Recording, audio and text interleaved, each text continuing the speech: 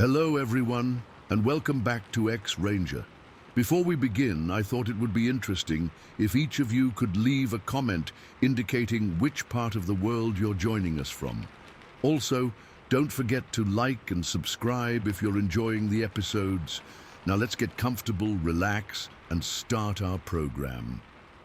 I've been debating for years whether to share this experience. It happened back in 1965, but I still think about it sometimes when I can't sleep. I'm not the type to believe in monsters or make up stories for attention. Before this happened, I would have laughed if someone told me a similar story. Now, I don't laugh anymore. It was early October 1965, and four of us, myself, my cousin Ted, and our buddies Mike and Ray, decided to go on a hunting trip south of Darby in Ravalli County, Montana. We were all in our mid-20s then, experienced outdoorsmen who'd grown up fishing and hunting in those mountains. Nothing fancy about our setup, just Ted's old camper truck, our rifles, and enough supplies for a long weekend. We'd found this spot a couple years earlier, a small clearing about half a mile from an old logging road, nestled between tall pines with a creek running about 200 yards to the east, perfect for deer hunting.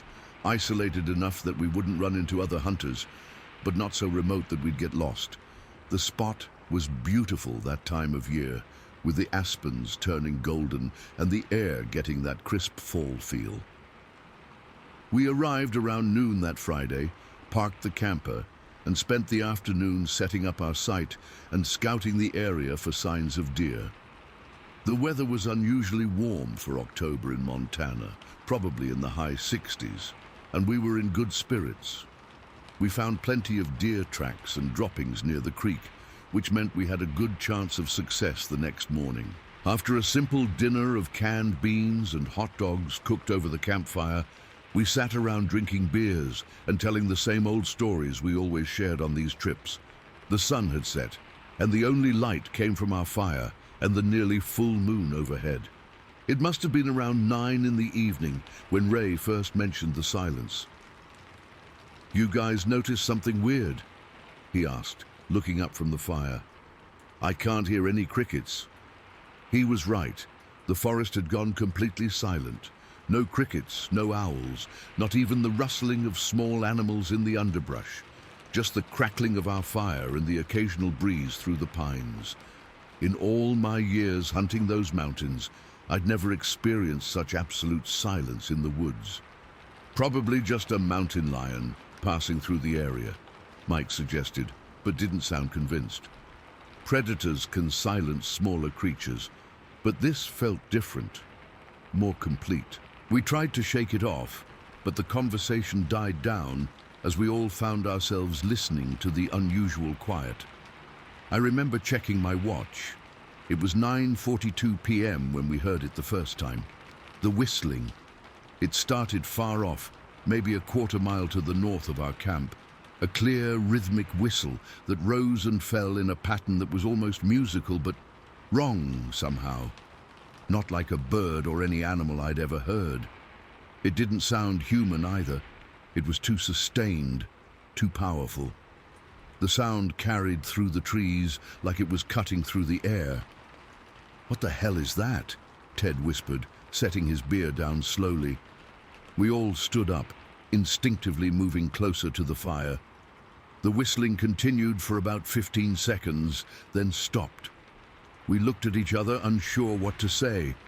Before anyone could speak, it started again, this time from the east, near the creek, like whatever was making the sound had moved a significant distance in just moments. "Someone messing with us?"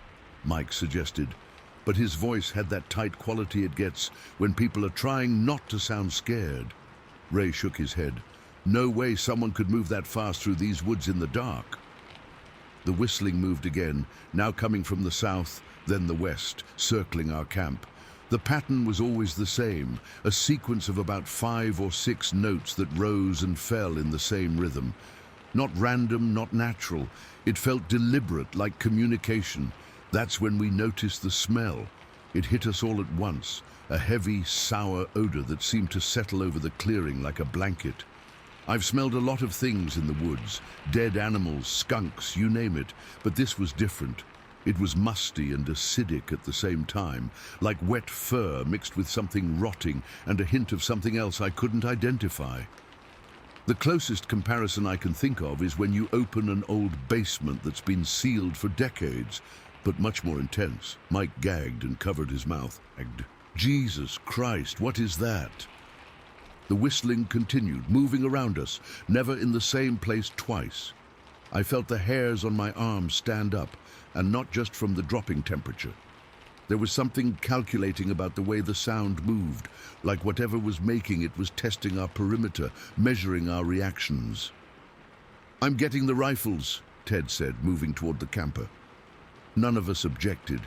Ted returned with our hunting rifles, and we stood in a loose circle, facing outward toward the darkness beyond our fire.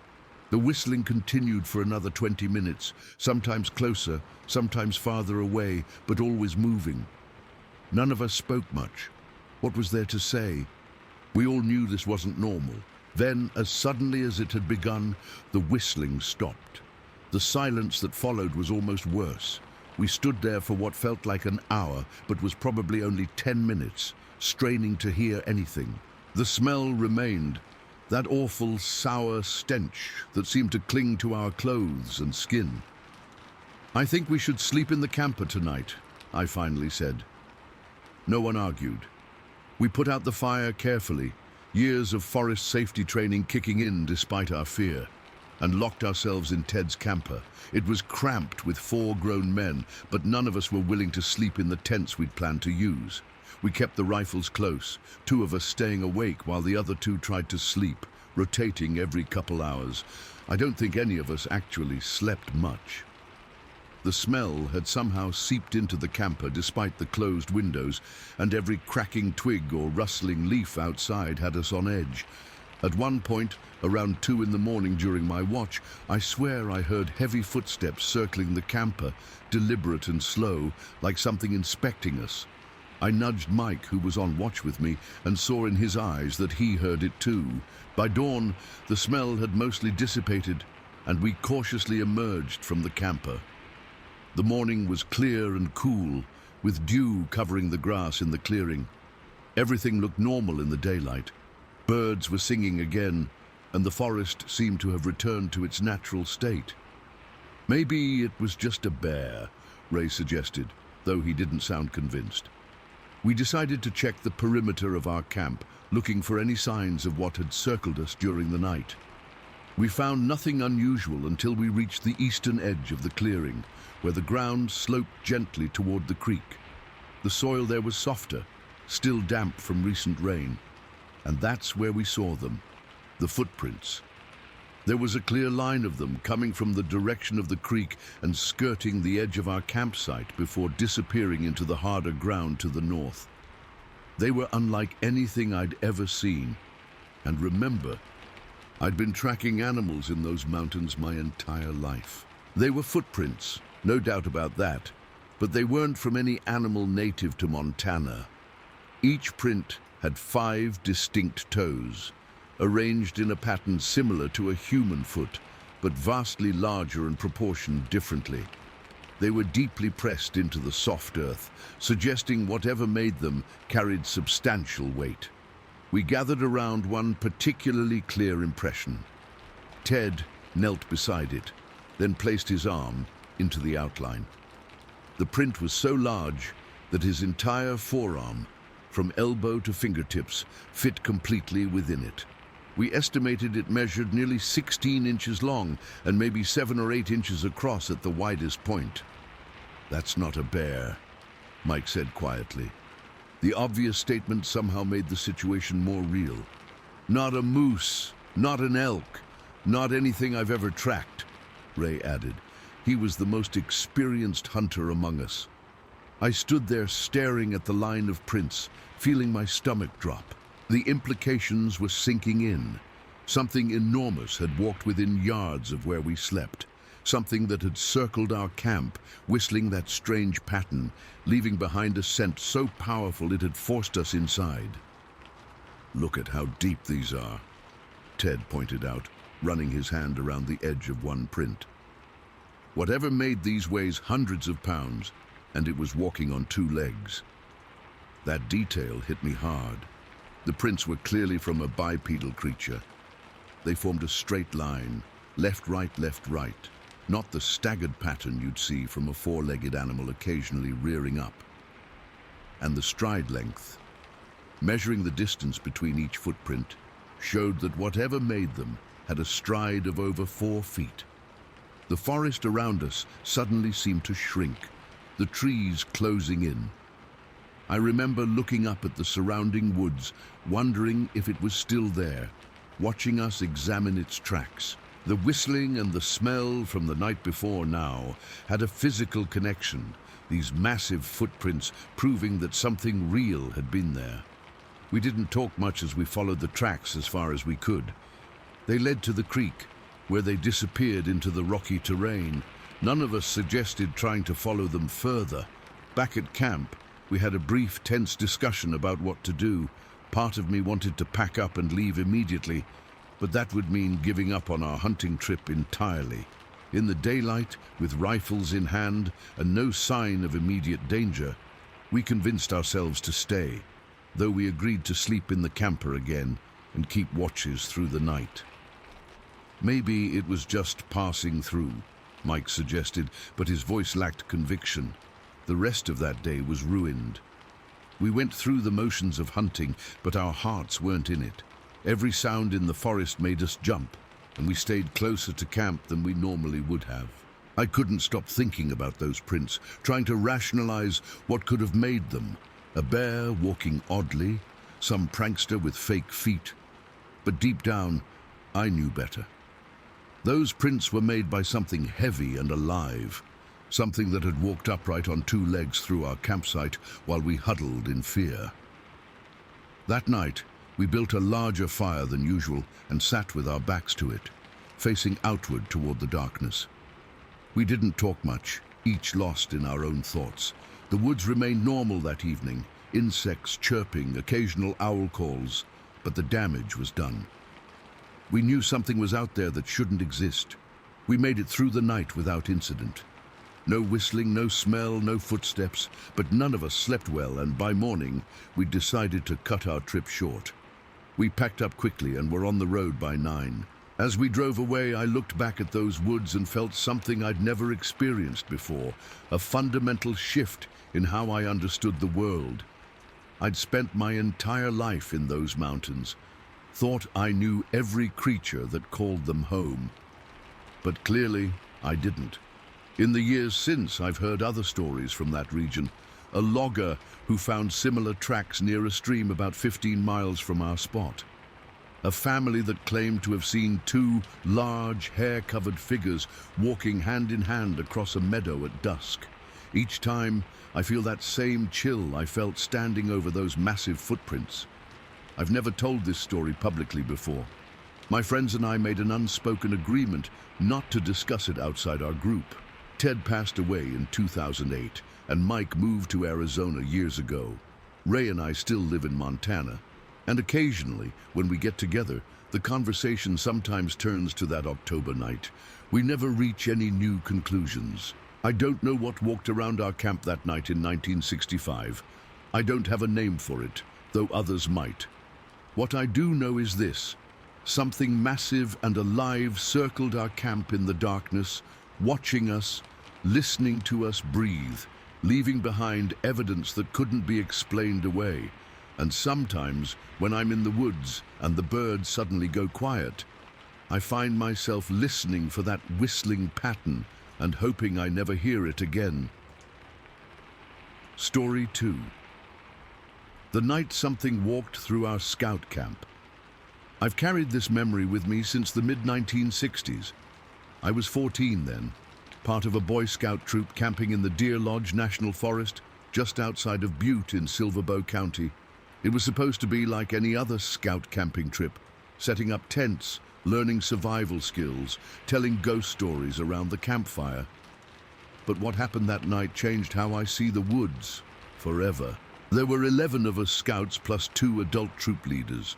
We'd spent the day hiking, learning to identify different trees and practicing our knot-tying skills. Our campsite was in a small clearing surrounded by tall pines, about half a mile from the nearest dirt road. It was remote enough to feel like real wilderness adventure for us kids, but still accessible in case of emergencies. I remember that evening clearly. After dinner, we sat around the campfire roasting marshmallows and taking turns trying to scare each other with stories. Our troop leaders reminded us not to make the stories too scary, since some of the younger scouts might get nightmares. Little did they know what we'd all experience just hours later. We turned in around 10 o'clock. The night was cool, but not cold, typical Montana summer weather. 4 of us shared a larger tent near the edge of the clearing. I was exhausted from the day's activities and fell asleep almost immediately, despite the excited whispers of my tent mates. I don't know exactly what time it was when I woke up, maybe around 2 or 3 in the morning. What I do remember is the sound that jolted me awake, a distinctive rustling noise, like someone digging through a backpack. At first, my sleepy brain assumed it was just one of the other scouts looking for a flashlight or something. But then I heard something heavy drop to the ground outside, followed by more rustling. "Hey, who's out there?" whispered one of my tent mates. I could tell from his voice that he was scared, not annoyed. We all sat up now, fully awake. The rustling continued, methodical and unhurried. Whatever was out there wasn't trying to be quiet. It sounded like someone, or something, was systematically going through our camp gear that we'd left outside. "Maybe it's a bear," another scout suggested, his voice trembling slightly. It didn't sound like a bear to me. I'd been camping enough times with my dad to know how bears move. They're not so deliberate. This sounded different, more controlled. The rustling stopped for a moment, and we all held our breath. Then we heard footsteps. Heavy, distinct footsteps walking slowly across our campsite. One of the other scouts grabbed his flashlight. "We should look," he whispered. No one moved at first. Then we heard a sharp, metallic clang, the sound of our cooking pots being knocked over, and that spurred us into action. We all grabbed our flashlights and scrambled to the tent entrance. I was shaking so badly I could hardly unzip the tent flap. When we finally got the tent open and pointed our flashlights toward the noise, I felt the blood drain from my face. Standing there, illuminated in the crossing beams of our 4 flashlights, was a figure unlike anything I'd ever seen before. It was enormous, easily 8 feet tall. The creature was covered in dark, matted hair or fur. It stood completely upright on 2 legs, with its broad back partially turned toward us. When our lights hit it, it slowly turned its head, just its head, to look at us. I couldn't make out its face clearly in the darkness, just the massive silhouette and the way the light reflected dully off its eyes.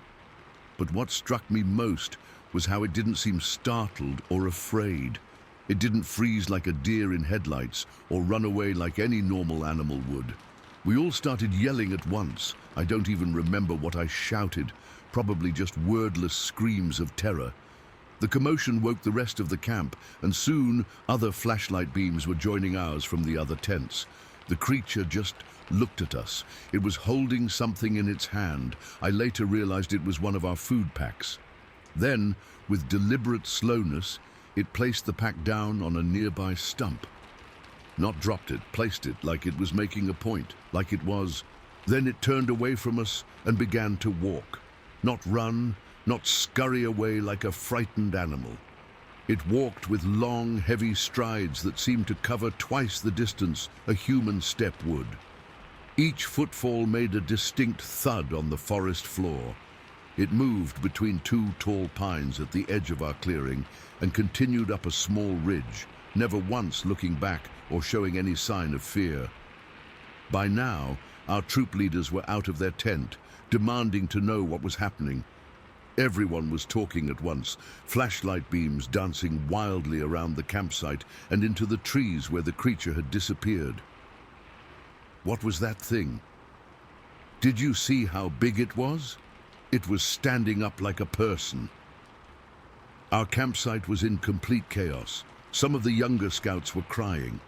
One of the troop leaders tried to calm everyone down, saying it was probably just a bear, but his voice lacked conviction.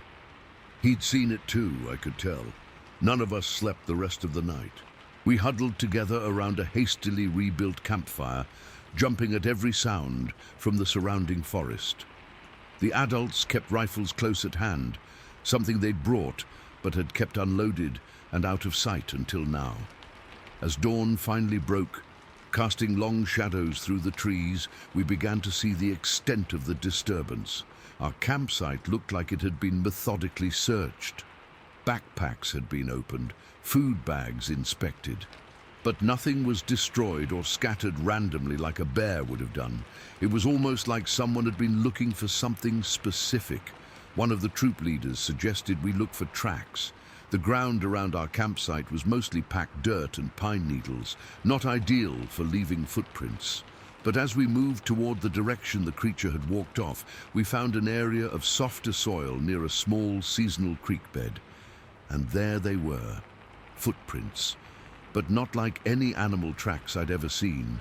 They were huge, at least 15 inches long, and shaped unmistakably like a human foot, but with 5 distinct toes. No claw marks, no sign of pads like you'd see with a bear.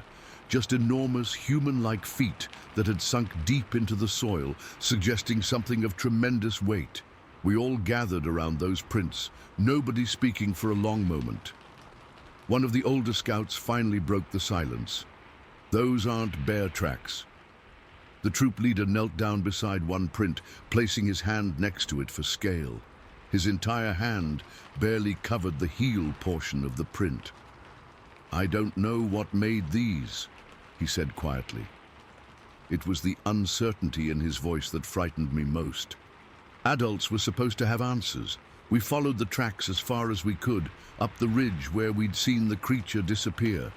The footprints continued in a straight line, with a stride length that none of us could match even when jumping. They led deeper into the forest, before disappearing onto rocky ground where prints wouldn't show. The drive back to Butte later that day was unusually quiet. Normally, after camping trips, the van would be filled with rowdy boys telling jokes and complaining about mosquito bites. But this time, everyone was lost in their own thoughts. What had really shaken me wasn't just seeing the creature itself. It was how it had behaved. It hadn't acted like a wild animal. It had walked through our camp like it had every right to be there, like we were the intruders, not it. The way it had deliberately placed down that food pack before walking away haunted me. There was intelligence in that action, a message of some kind. When we got back to town, there was some discussion among the adults about reporting what we'd seen. But to who? The Forest Service, the police? What would we even say? That we saw a giant, hairy, man-like thing walking through our camp? That we found footprints too big to be human? We'd be laughed out of the station. In the end, they decided not to report it officially. But word got around anyway, as it tends to do in small Montana communities. Some people suggested we'd seen a grizzly walking oddly on its hind legs. Others joked that we'd had too many scary stories around the campfire and let our imaginations run wild. But I know what I saw. I know what we all saw. And sometimes, even now, more than 50 years later, I wake up in the middle of the night thinking I hear those same heavy, deliberate footsteps walking past my bedroom window. The sound of something large and confident that doesn't care if you hear it coming. I've been back to those woods many times over the years. Deer Lodge National Forest is still beautiful, still a place where families camp and hikers enjoy the wilderness. But I never go alone, and I never stay after dark. And whenever I'm there, I can't shake the feeling that I'm being watched from just beyond the tree line. That thing we saw, it walked through our campsite like it owned the place, like the forest was its home, not ours. And the worst part, I think it was right. Story 3. The thing that looked back at me. I've never told this story to anyone outside my immediate family. It happened on September 11th, 1968. and I still get goosebumps just thinking about it. I was 32 years old then, working as a surveyor for a development company in Billings. That week, I decided to take my camper out to a spot about 20 miles outside of town in Yellowstone County. Nothing fancy, just an old truck camper I'd fixed up myself. But it gave me a chance to get away from the noise and pressure of work. The spot was secluded, the kind of place only locals knew about. It sat at the edge of a pine forest, with a view of the valley below. I'd been there dozens of times before without incident.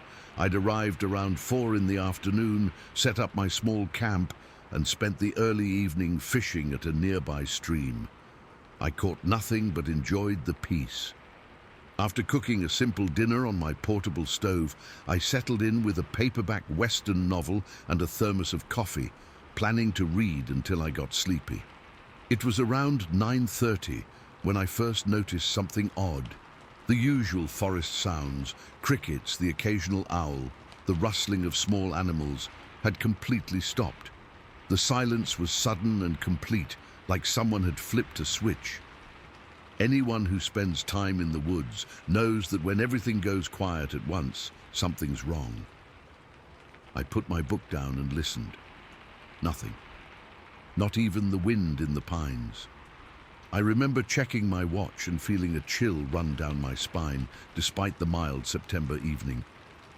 The silence continued for maybe 5 minutes, and I was just starting to convince myself it was nothing when I heard the first sound, a sort of shuffling outside my camper door. My first thought was bear. We get them in that area, and they're curious enough to investigate campsites. I wasn't particularly worried. My food was secured, and I was inside the camper with the door latched. The shuffling continued, more deliberate than I'd expect from a random animal. It sounded like something moving around the fire pit where I'd cooked earlier, maybe checking for food scraps. I decided to look out the small window next to the door, rather than the door itself. When I pulled the curtain back just an inch, I saw nothing but darkness. My campfire had burned down to embers hours ago, and the moon was hidden behind clouds. I strained to see what was making the noise, but couldn't make anything out. Then the shuffling moved directly to the door of my camper. I heard what sounded like sniffing, deep, powerful inhalations that no human could make. The door handle jiggled slightly, not like something was trying to open it, but like something was examining it, testing it. I froze. My revolver was stored in a small lockbox under the bench seat, but to get it, I'd have to move across the camper, possibly alerting whatever was outside. So I just stood there, barely breathing, hoping whatever it was would lose interest and move on. Then I saw it. A massive silhouette filled the doorway as the clouds parted and moonlight filtered through the trees. At first, all I registered was the size. Something huge was standing directly outside my door. As my eyes adjusted, I began to make out details that still haunt my dreams. The figure was reddish-brown, covered in hair or fur that seemed to shimmer slightly in the moonlight. It wasn't a bear. It was standing fully upright, with proportions that were eerily human-like but all wrong in terms of scale. The shoulders were incredibly broad, easily twice the width of a large man. The head was slightly pointed at the top, not dramatically but noticeable, like a subtle cone shape, rather than the rounded human head I was used to seeing. But it was the face that made my blood run cold. What I could see of it in the dim light wasn't human, but it wasn't quite like any ape I'd seen in books or zoos either. The features were flatter, more simian than gorilla-like, with a pronounced brow ridge that shadowed the eyes. I noticed patches of lighter hair, almost white, scattered across its body, particularly around the shoulders and the sides of its face. I must have made some small sound of fear because the thing's head suddenly snapped directly toward the window where I was standing. Our eyes met through the glass, and I felt a jolt of electric terror run through my body. The eyes were dark, deeply set, and undeniably intelligent. This wasn't a mindless animal. There was something looking back at me, something thinking. That's when it made the sound. A bizarre vocalization, unlike anything I've ever heard before or since. It started as a sort of gargling noise deep in its throat, then shifted into a high-pitched whistling that seemed to modulate up and down in a pattern. Not random, but not like any language either. It was communicating something, but what I couldn't begin to guess. As this bizarre sound continued, the creature straightened to its full height. I'd estimate it stood well over 7 feet tall, possibly closer to 8. Its proportions were humanoid but massively built. Thick arms, barrel chest, powerful legs. It raised those arms toward the door of my camper in what might have been a gesture of some kind. That's when I lost it. Pure instinct took over, and I screamed. Not a word, just a primal yell of absolute terror. I expected the thing to attack, to smash through the thin door of my camper like it was paper. What I didn't expect was its reaction. It flinched, actually flinched back from my scream, arms lowering slightly, head pulling back. The face, what I could see of it, seemed to scrunch up in what looked almost like confusion or surprise. It hadn't expected me to scream, and it seemed startled. That moment of mutual surprise broke my paralysis. I lunged for the storage compartment, fumbling with shaking hands to unlock the box where I kept my revolver. A dot. .357 Magnum I'd bought years earlier for protection during remote camping trips. By the time I got the box open and the gun in my hand, I was certain the door would be crashing in, but when I turned back, the creature was still standing there. It hadn't moved to attack.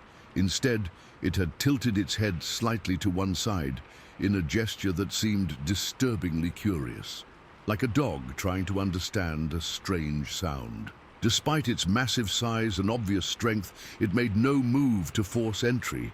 It just watched. I raised the revolver, hands shaking so badly I could barely aim.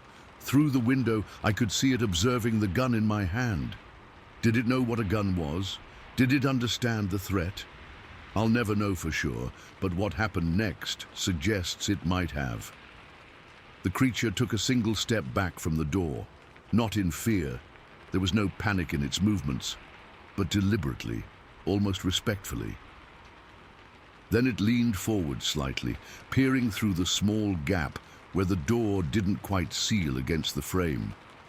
One dark eye visible in that narrow space, studying me inside what I now realized was exactly what the premise said. I was the animal in the cage, being observed by something free and wild. We stayed like that for what felt like hours, but was probably less than a minute. Me holding the gun in trembling hands, it watching through the crack with that unsettling intelligence. Then, without any warning or obvious cause, it simply turned away. Not quickly, not fearfully, but with the casual confidence of something that had satisfied its curiosity and was now moving on to other interests. I heard its footsteps, heavy but surprisingly quiet for something so large, as it walked away from my camper, not crashing through the underbrush like a startled animal, but walking with purpose, with intention. The footsteps faded into the distance, and then the forest was silent again. I didn't move for at least an hour. I sat on the edge of the bed, revolver clutched in both hands, staring at the door, certain that at any moment the thing would return. My thoughts were chaos, trying to rationalize what I'd seen, telling myself it was a bear walking upright, or maybe some kind of elaborate prank. But I knew better. What I'd seen wasn't human, and it wasn't any known animal.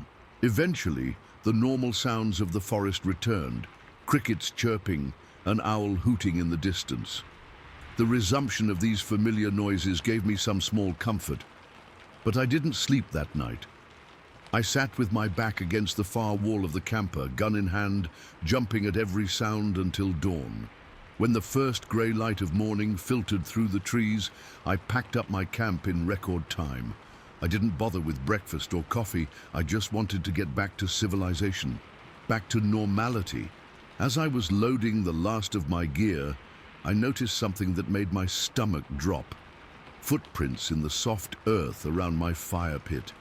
They were huge, easily 16 inches long and shaped like a human foot, but with 5 distinct toes. They sank deep into the soil, suggesting enormous weight. They weren't bear tracks. I knew what those looked like. These were the prints of something bipedal, something that walked upright as its normal mode of travel. I didn't stick around to investigate further. I jumped in my truck and drove back to Billings, probably breaking every speed limit along the way. When I got home, I poured myself a stiff drink and tried to make sense of what I'd experienced. For weeks afterward, I jumped at shadows and couldn't sleep without a light on. I researched in the library, looking for anything similar to what I'd seen. I found old newspaper clippings about wild men in the mountains, Native American legends about forest giants, and more recent accounts from hikers and campers who described encounters with large, hair-covered bipedal creatures in the wilderness. I never reported my experience to authorities. What would I say? Who would believe me? I'd be labeled a drunk or a lunatic, so I kept it to myself, telling only my wife, who listened without judgment but couldn't fully understand the terror I'd felt. Over the years, I've come across other accounts that describe similar encounters. The gargling, whistling sound has been reported by others. The curious behavior, rather than aggression, appears in many stories. The reddish coloration, the white patches of hair, the slightly conical head. All these details show up in other witnesses' descriptions from completely different areas. What haunts me most isn't the size or strength of the creature, though both were impressive. It's the intelligence I saw in those eyes. The deliberate way it examined my camper, studied my reaction, and decided to leave without confrontation. Whatever I encountered that night wasn't a mindless beast. It was something capable of curiosity, decision-making, and restraint. I've returned to camping many times since then. I love the outdoors too much to give it up, but I never stay in that particular spot again, and I never camp alone anymore. And sometimes, when I'm sitting by a campfire and the forest suddenly goes quiet, I feel those eyes on me again, watching, evaluating, considering. In those moments, I'm acutely aware that we aren't always the observers in the wilderness.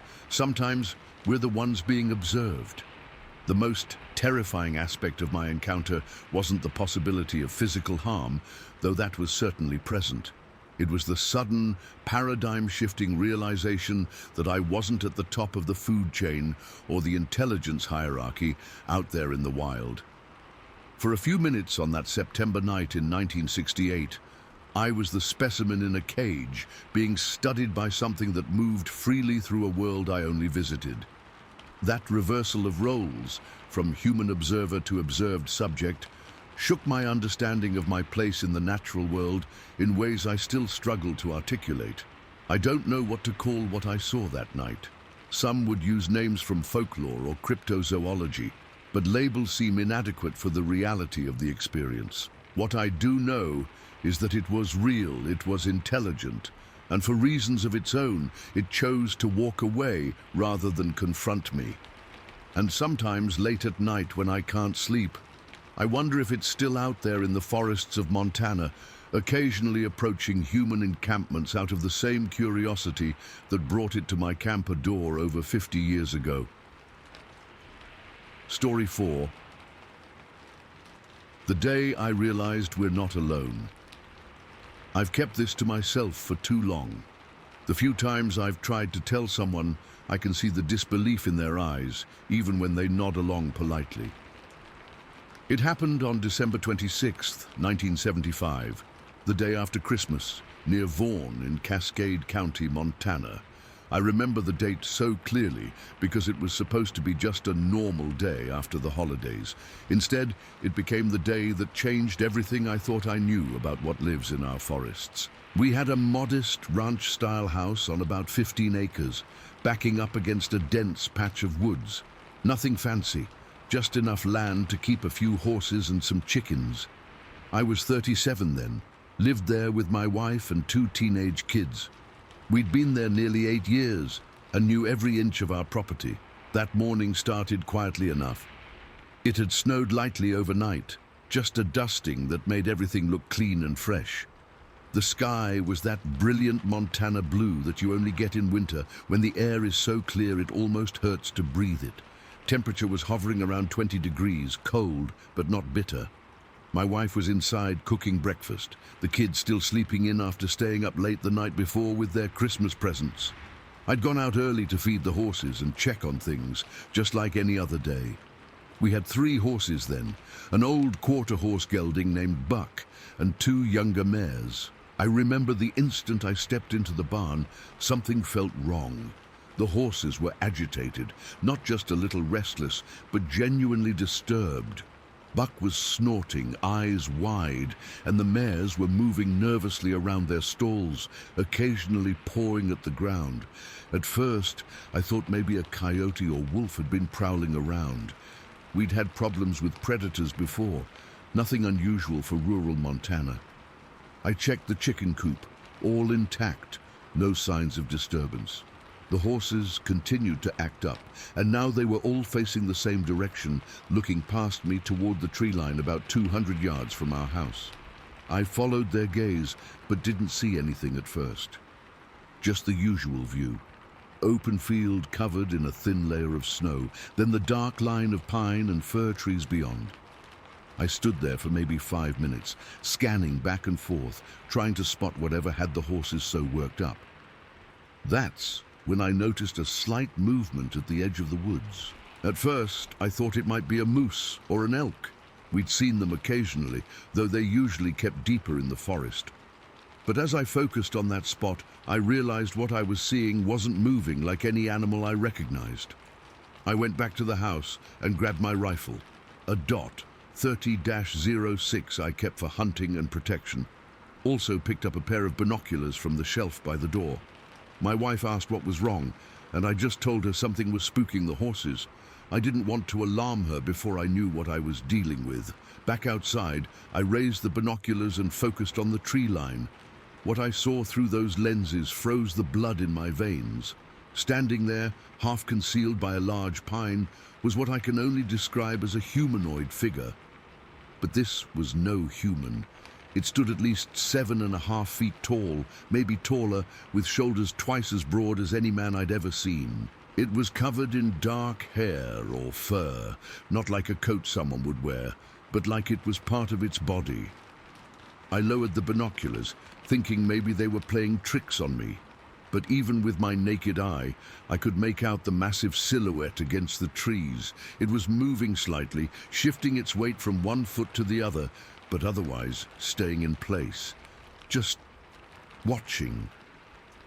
I raised the binoculars again, trying to get a better look at its face. What I saw wasn't human. A dark, flat face with a pronounced brow ridge, deep-set eyes that seemed to reflect no light. The nose was broad and flat, and I couldn't make out much of a mouth in the tangle of hair that covered most of its face. My hands started shaking so badly I had to lower the binoculars. I remember feeling a bead of sweat roll down my back despite the cold. This thing, whatever it was watching my house, my family, and it was like nothing I'd ever seen before in all my years in the Montana wilderness. I raised my rifle, more out of instinct than any real plan. Through the scope, I could see the creature more clearly, the massive breadth of its chest, the powerful arms hanging at its sides. It still hadn't moved from its spot at the edge of the trees. I'm not a trigger-happy person, never have been, but in that moment I felt such a powerful need to protect my family that I fired a warning shot into the air, hoping to scare the thing away. The crack of the rifle echoed across the field, but the creature didn't even flinch. It just stood there, still watching. This wasn't normal. Any wild animal would have bolted at the sound of a gunshot. Even a curious bear or moose would have at least reacted. But this thing just stood there, like it understood I was trying to scare it off and was completely unimpressed. That's when the fear really set in. Not just the shock of seeing something unexplainable, but the dawning realization that I was dealing with something intelligent, something that understood what a gun was and had decided it wasn't threatened. I fired again, this time aiming lower, not directly at the creature, but close enough to kick up dirt and snow near it. I just wanted it to leave. What happened next still haunts my dreams. The creature suddenly jerked backward, as if it had been hit, even though I know my shot went wide. It dropped to one knee, then fell forward onto its hands. For a moment, I thought maybe the sound had finally scared it, or that by some fluke my shot had actually struck it.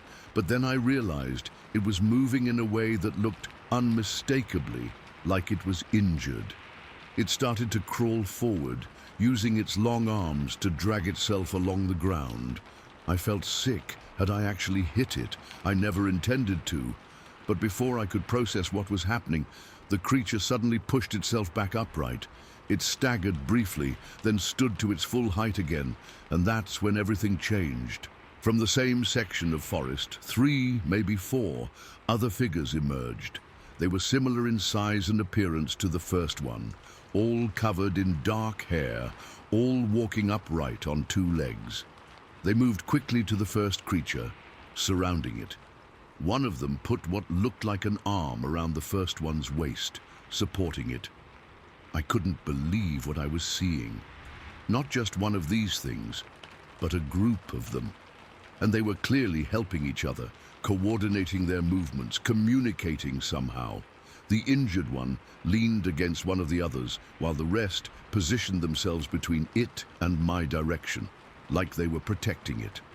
I lowered my rifle, too shocked to do anything else. As I watched, the group slowly retreated into the trees, half carrying the one that had seemed injured. They moved with purpose, with coordination, like a team, like a family. I ran back to the house, nearly slipping on the icy porch steps. My wife took one look at my face and knew something was seriously wrong. I told her to check on the kids and make sure all the doors and windows were locked. I remember my hands were shaking so badly I could barely set the rifle down. Through the kitchen window, I kept watch on the tree line, but there was no further movement. The horses had quieted down somewhat, though they were still on edge. We stayed inside for the rest of the day, jumpy at every sound. That night, none of us slept well. The next morning, I worked up the courage to go out and check the spot where I'd seen them. In the fresh snow, I found the tracks. Not just one set, but multiple tracks of huge bare feet, 5-toed prints, shaped roughly like a human foot, but much larger, sinking deep into the earth. They led from various points in the forest to where the first creature had stood, then a confusing jumble of prints where they had gathered, and finally a clear trail leading back into the deep woods. I followed the tracks to the edge of our property, but went no further. Standing there looking into those trees, I felt a certainty that they were still out there, watching. Maybe they always had been. What stayed with me all these years isn't just the shock of seeing these creatures. It's the way they behaved, the way they came to aid their injured companion, the way they positioned themselves protectively, the way they communicated without any sounds I could hear. They acted with intelligence, with compassion, with strategy. That's what truly terrifies me to this day. Not that there might be undiscovered animals in our forests, but that there might be undiscovered people. People who aren't human. People who live alongside us, watching us, avoiding us, only occasionally letting themselves be seen. I've read about similar encounters over the years. Some call these creatures Bigfoot or Sasquatch. Some dismiss all such sightings as hoaxes or misidentifications. I don't argue with skeptics anymore. I just remember what I saw that December day, beings that moved with purpose and intelligence, that cared for their injured, that knew exactly when to retreat. They weren't mindless animals. They made decisions. They coordinated. They helped each other. And most unsettling of all, they chose when to leave, not because they feared me or my gun, but because they decided to go. In the years since, I've sometimes heard strange sounds in the night. Wood knocks, unusual whoops that don't match any known animal. I've found odd arrangements of broken branches on our property that seemed deliberately placed. Once, A half-eaten deer carcass appeared at the edge of our field, the legs broken in ways no predator I know would do. I don't go into those woods alone anymore. I don't let my grandchildren play near the tree line, because I know something now that most people don't. We're not alone out here. There are eyes in the forest, intelligent eyes, watching, waiting, deciding, and they're not afraid of us. They're not afraid of our guns or our fences or our technology. They choose when to be seen and when to disappear. They've probably been there all along, since before we built our homes and roads, watching us encroach on land that was once entirely theirs. I don't know what they are, but I know what I saw. I know they exist. I know they think. I know they care for their own. And sometimes, late at night when the house is quiet and I hear something moving outside, I wonder if they're still out there, remembering the man who shot at them that winter day, perhaps deciding whether I'm a threat to be eliminated or just another human to be avoided. Whatever they are, they're not just animals, and that's what keeps me awake at night, even now, all these years later, because if they're not animals, then what are they, and what do they think of us? Story 5. The day I saw something that shouldn't exist, and something watching it. I've kept this story, mostly to myself, for decades. February 22nd, 1976. That date is burned into my memory like a brand. It was a Sunday morning, crisp and clear, the kind of Montana winter day where the sky seems impossibly blue and everything stands out in sharp relief. I was 42 then, driving with my family about 5 miles northwest of Great Falls. We were headed to visit my brother-in-law's new property. He'd bought some land out there and wanted my opinion on where to build. The roads were clear despite it being February. We'd had an unusual warm spell that had melted most of the snow except in the shadowed areas. I remember checking my watch as we drove. It was just before 10 in the morning. My wife was sitting beside me, fiddling with the radio dial, trying to find something other than Sunday morning church programs. Our 2 kids were in the back seat, our daughter 11 and our son 8, both complaining about being bored already, though we'd only been driving about 20 minutes. I was taking a less traveled county road that cut through some open farmland. Not much to look at that time of year, just brown fields waiting for spring planting, occasional clusters of trees and rolling hills in the distance. The land out there is mostly flat with gentle swells, giving you clear sightlines for miles in good weather. I first noticed something odd out of the corner of my eye, something moving across a field to our right, maybe 400 yards away. At first I thought it was a person walking, but something about the movement made me slow the car. The figure was crossing in front of what locals called Miller's Knoll, just a small rise in the otherwise flat landscape. "What are you stopping for?" my wife asked, still focused on finding a decent radio station. I didn't answer right away. I was trying to make sense of what I was seeing. The figure was far larger than any person I'd ever seen, and it was moving with long, powerful strides that covered ground at an unbelievable rate. Each step looked to be at least 6 feet long. I pulled the car over to the shoulder and cut the engine. "Look over there," I said, pointing across the field. "Do you see that?" My wife followed my finger and squinted. I could tell the moment she spotted it. Her hand went to her mouth and she let out a soft, "Oh my God." The kids immediately perked up, asking what we were looking at. I told them to stay in the car while I got out for a better look. As a precaution, I took my pistol from the glove compartment and slipped it into the holster on my hip. I always carried when we were in remote areas, usually thinking about 2-legged predators rather than whatever this was. Standing by the front of the car, I had a clearer view. What I saw still defies easy explanation. See, the figure was enormous, easily 7 feet tall, maybe more. It had broad shoulders that must have been close to 3 feet across. The body was covered in dark hair or fur, not like a coat someone would wear, but like it was part of the creature. It moved with a fluid grace that was unnerving for something so large, each stride covering incredible distance without apparent effort. But that wasn't the most shocking part. As I stood there trying to process what I was seeing, I noticed something else, something that made my skin go cold despite the winter sun on my face. Hovering about 100 feet above the walking figure was an object, grey-colored, oval-shaped, maybe 20 or 30 feet across. It made no sound, no engine noise, no rotor wash, nothing. It just hung there, moving slowly to maintain position directly above the walking figure. I remember blinking hard, certain I must be seeing things.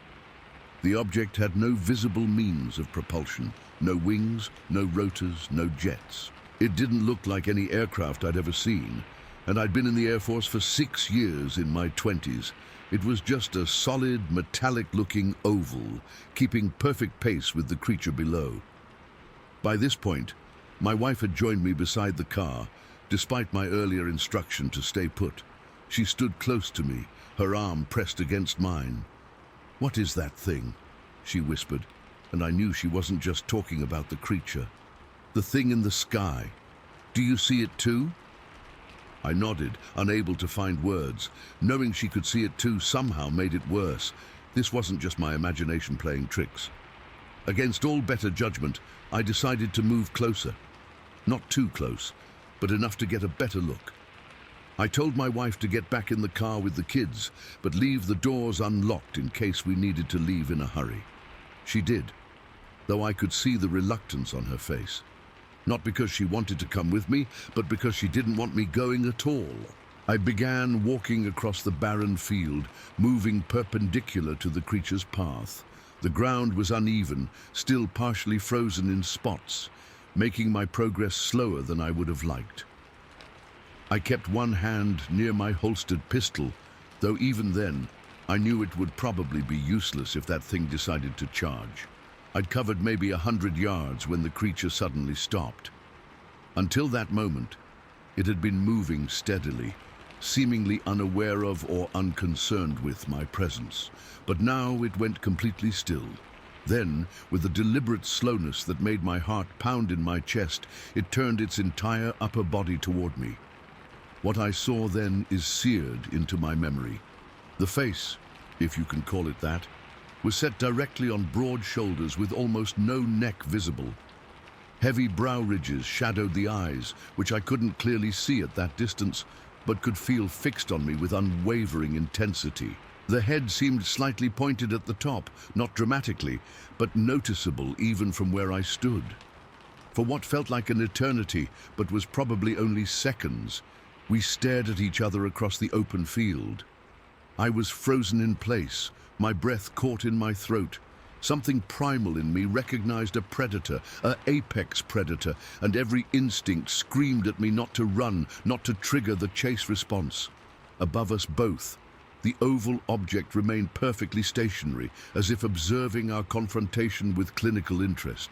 I knew with absolute certainty that taking even one more step toward this creature would cross some invisible boundary. Something would happen, something I wasn't prepared for. So I did the only thing that made sense. I began to slowly back away, maintaining eye contact the entire time. The creature watched me retreat, its massive body still turned in my direction, but making no move to approach. After I'd backed up maybe 20 yards, it seemed to lose interest. It turned away and resumed its march across the field, continuing in the same direction as before. The oval object above it smoothly glided forward, maintaining its position directly overhead. I hurried back to the car, my legs shaking so badly I nearly fell twice. When I reached the road, I turned to look once more. The creature was now near the far side of the field, the strange craft still hovering above it. They were both clearly visible in the bright morning sunlight, moving with purpose toward a dense stand of trees in the distance. Back at the car, my wife was visibly shaken. The kids were pressed against the back window, their earlier boredom replaced by wide-eyed fascination and fear. "Daddy, what was that big monkey?" my daughter asked as I got back in the driver's seat. And what's that flying thing? My son added, pointing excitedly. I didn't know what to tell them. I still don't. I started the car with trembling hands and pulled back onto the road. We drove in silence for several minutes, all of us processing what we just witnessed. Should we report it? My wife finally asked. Call the sheriff or something. I considered it briefly before shaking my head. And tell them what? That we saw a giant hairy man being followed by a flying saucer. They'd think we were crazy or playing a prank. She nodded, understanding the impossible position we were in. What we'd seen defied rational explanation, yet it had been as real as the road beneath our tires. We continued to my brother-in-law's property, going through the motions of our planned visit, but my mind stayed back in that field. I kept replaying the moment when the creature turned and looked at me, the deliberate way it moved, the intelligence I sensed behind that stare. This wasn't an animal acting on instinct. There was purpose there, awareness, and the craft above it. What was that? Was it observing the creature, tracking it, protecting it? The two seemed connected somehow, moving in perfect synchronization. The craft hadn't reacted when I approached, had shown no defensive maneuvers or aggressive posturing. It had simply watched. Over the following weeks, I scoured newspapers for reports of unusual sightings in the area. I discreetly asked friends in law enforcement if anything strange had been called in. Nothing. Either no one else had seen what we saw, or like us, they'd chosen to keep quiet out of fear of ridicule. I did drive back to that spot a week later, alone. I parked at the same place and walked the field, looking for evidence. Footprints, depressions in the ground, anything. But a light snow had fallen in the interim, covering whatever traces might have been left behind. The encounter changed me in ways I'm still coming to terms with. For years afterward, I would catch myself scanning the skies when in open country, looking for that silent oval shape. I became more cautious in wild areas, more aware of my surroundings. Not out of fear, exactly, but from the knowledge that the world contained things beyond my understanding. My wife and I agreed not to discuss what we'd seen with others. The few times I tried to broach the subject with close friends, the skepticism in their eyes made me change the subject quickly. My children occasionally asked about the big monkey and the flying egg, but as they grew older, they either convinced themselves it had been something ordinary misinterpreted or chose to file it away as one of those unexplainable childhood memories. But I know what I saw. It wasn't a bear, it wasn't a man in a costume, and it certainly wasn't any conventional aircraft. The clarity of that morning, the unobstructed view across open country, the fact that all four of us saw the same thing, these factors leave no room for misidentification. What haunts me most isn't just the existence of the creature, though that was shocking enough. It's the relationship between the being on the ground and the craft above. There seemed to be a connection, a purpose, a coordination that implied intelligence and intent on both parts. Were they working together? Was one studying the other?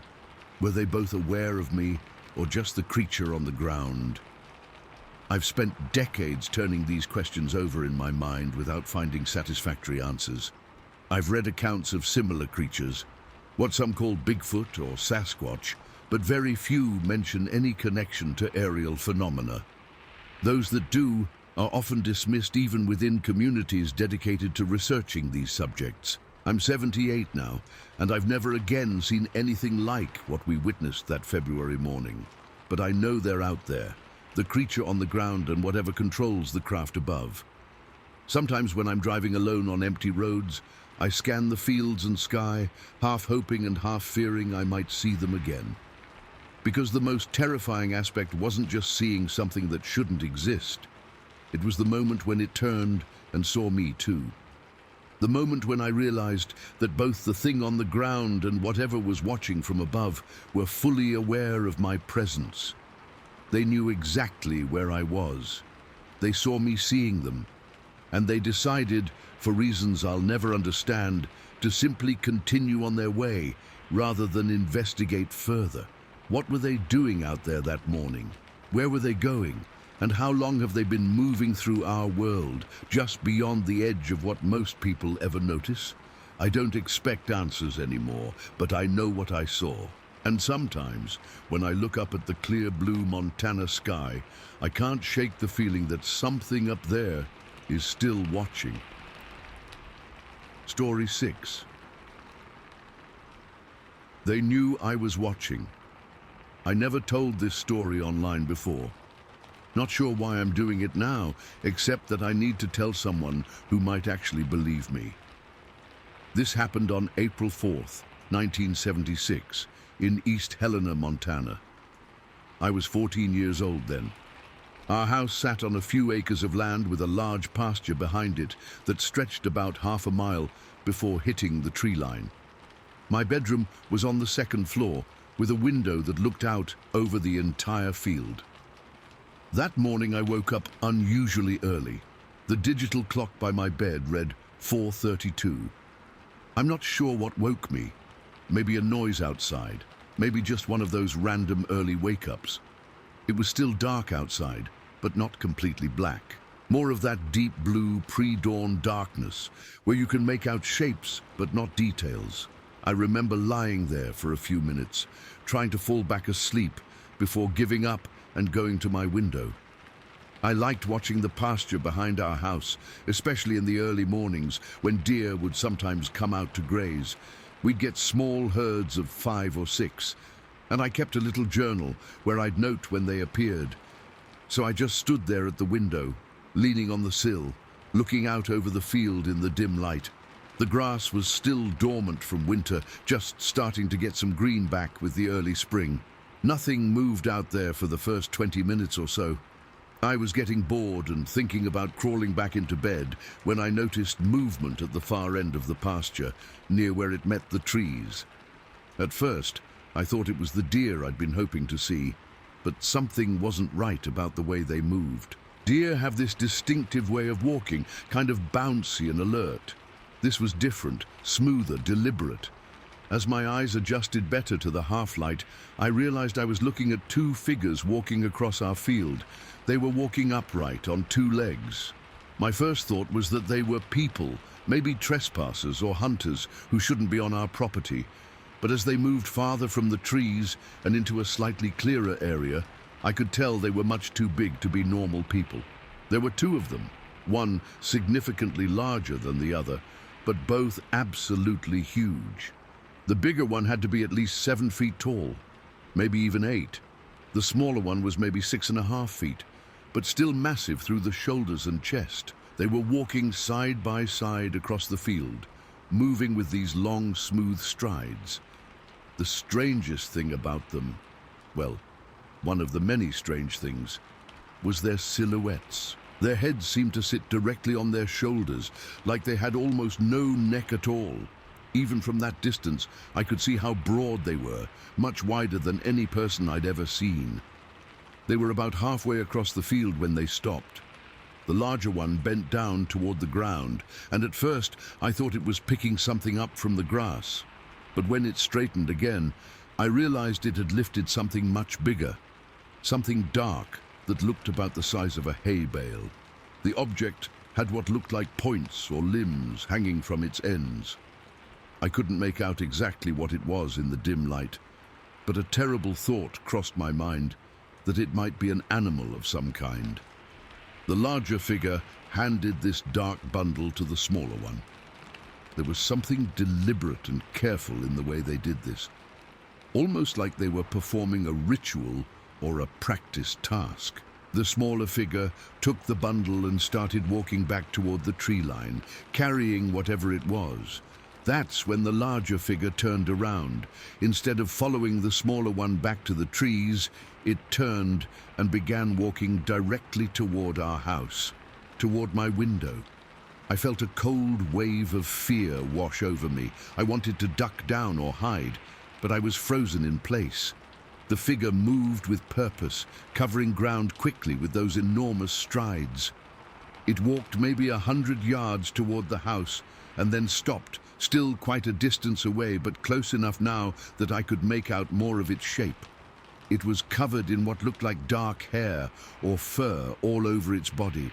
The shoulders were impossibly wide, the arms longer than they should be. But what made my blood turn to ice was when it raised its head and looked directly at my window. I swear it knew I was there. I swear it could see me watching. There's no way it should have been able to spot me. I was in a dark room, looking out a second-story window before sunrise, but somehow it looked right at me. Not just at the house, but at my specific window, at the exact spot where I was standing. We stared at each other for what felt like forever, but was probably only seconds. I felt completely exposed, like it could see right through me. There was an intelligence in that look, a calculated awareness that was entirely different from the way an animal would stare. It wasn't confused or curious. It was observing me, evaluating me. That's when I broke. The fear finally unfroze me and I bolted from my window. I ran down the hallway to my parents' bedroom and shook my dad awake. I was babbling, telling him there were huge people in our field, that something was out there watching me. He was groggy and confused, but got up when he saw how terrified I was. By the time we got back to my room and looked out the window, the field was empty. Both figures were gone, along with whatever they had been carrying. The pasture looked completely normal in the growing dawn light, peaceful even. My dad looked at me sideways, probably thinking I'd had a nightmare or was making it up. "There's nothing out there," he said, but he stayed at the window with me for a few more minutes. I tried to explain what I'd seen, how big they were, the way the one had stared right at me.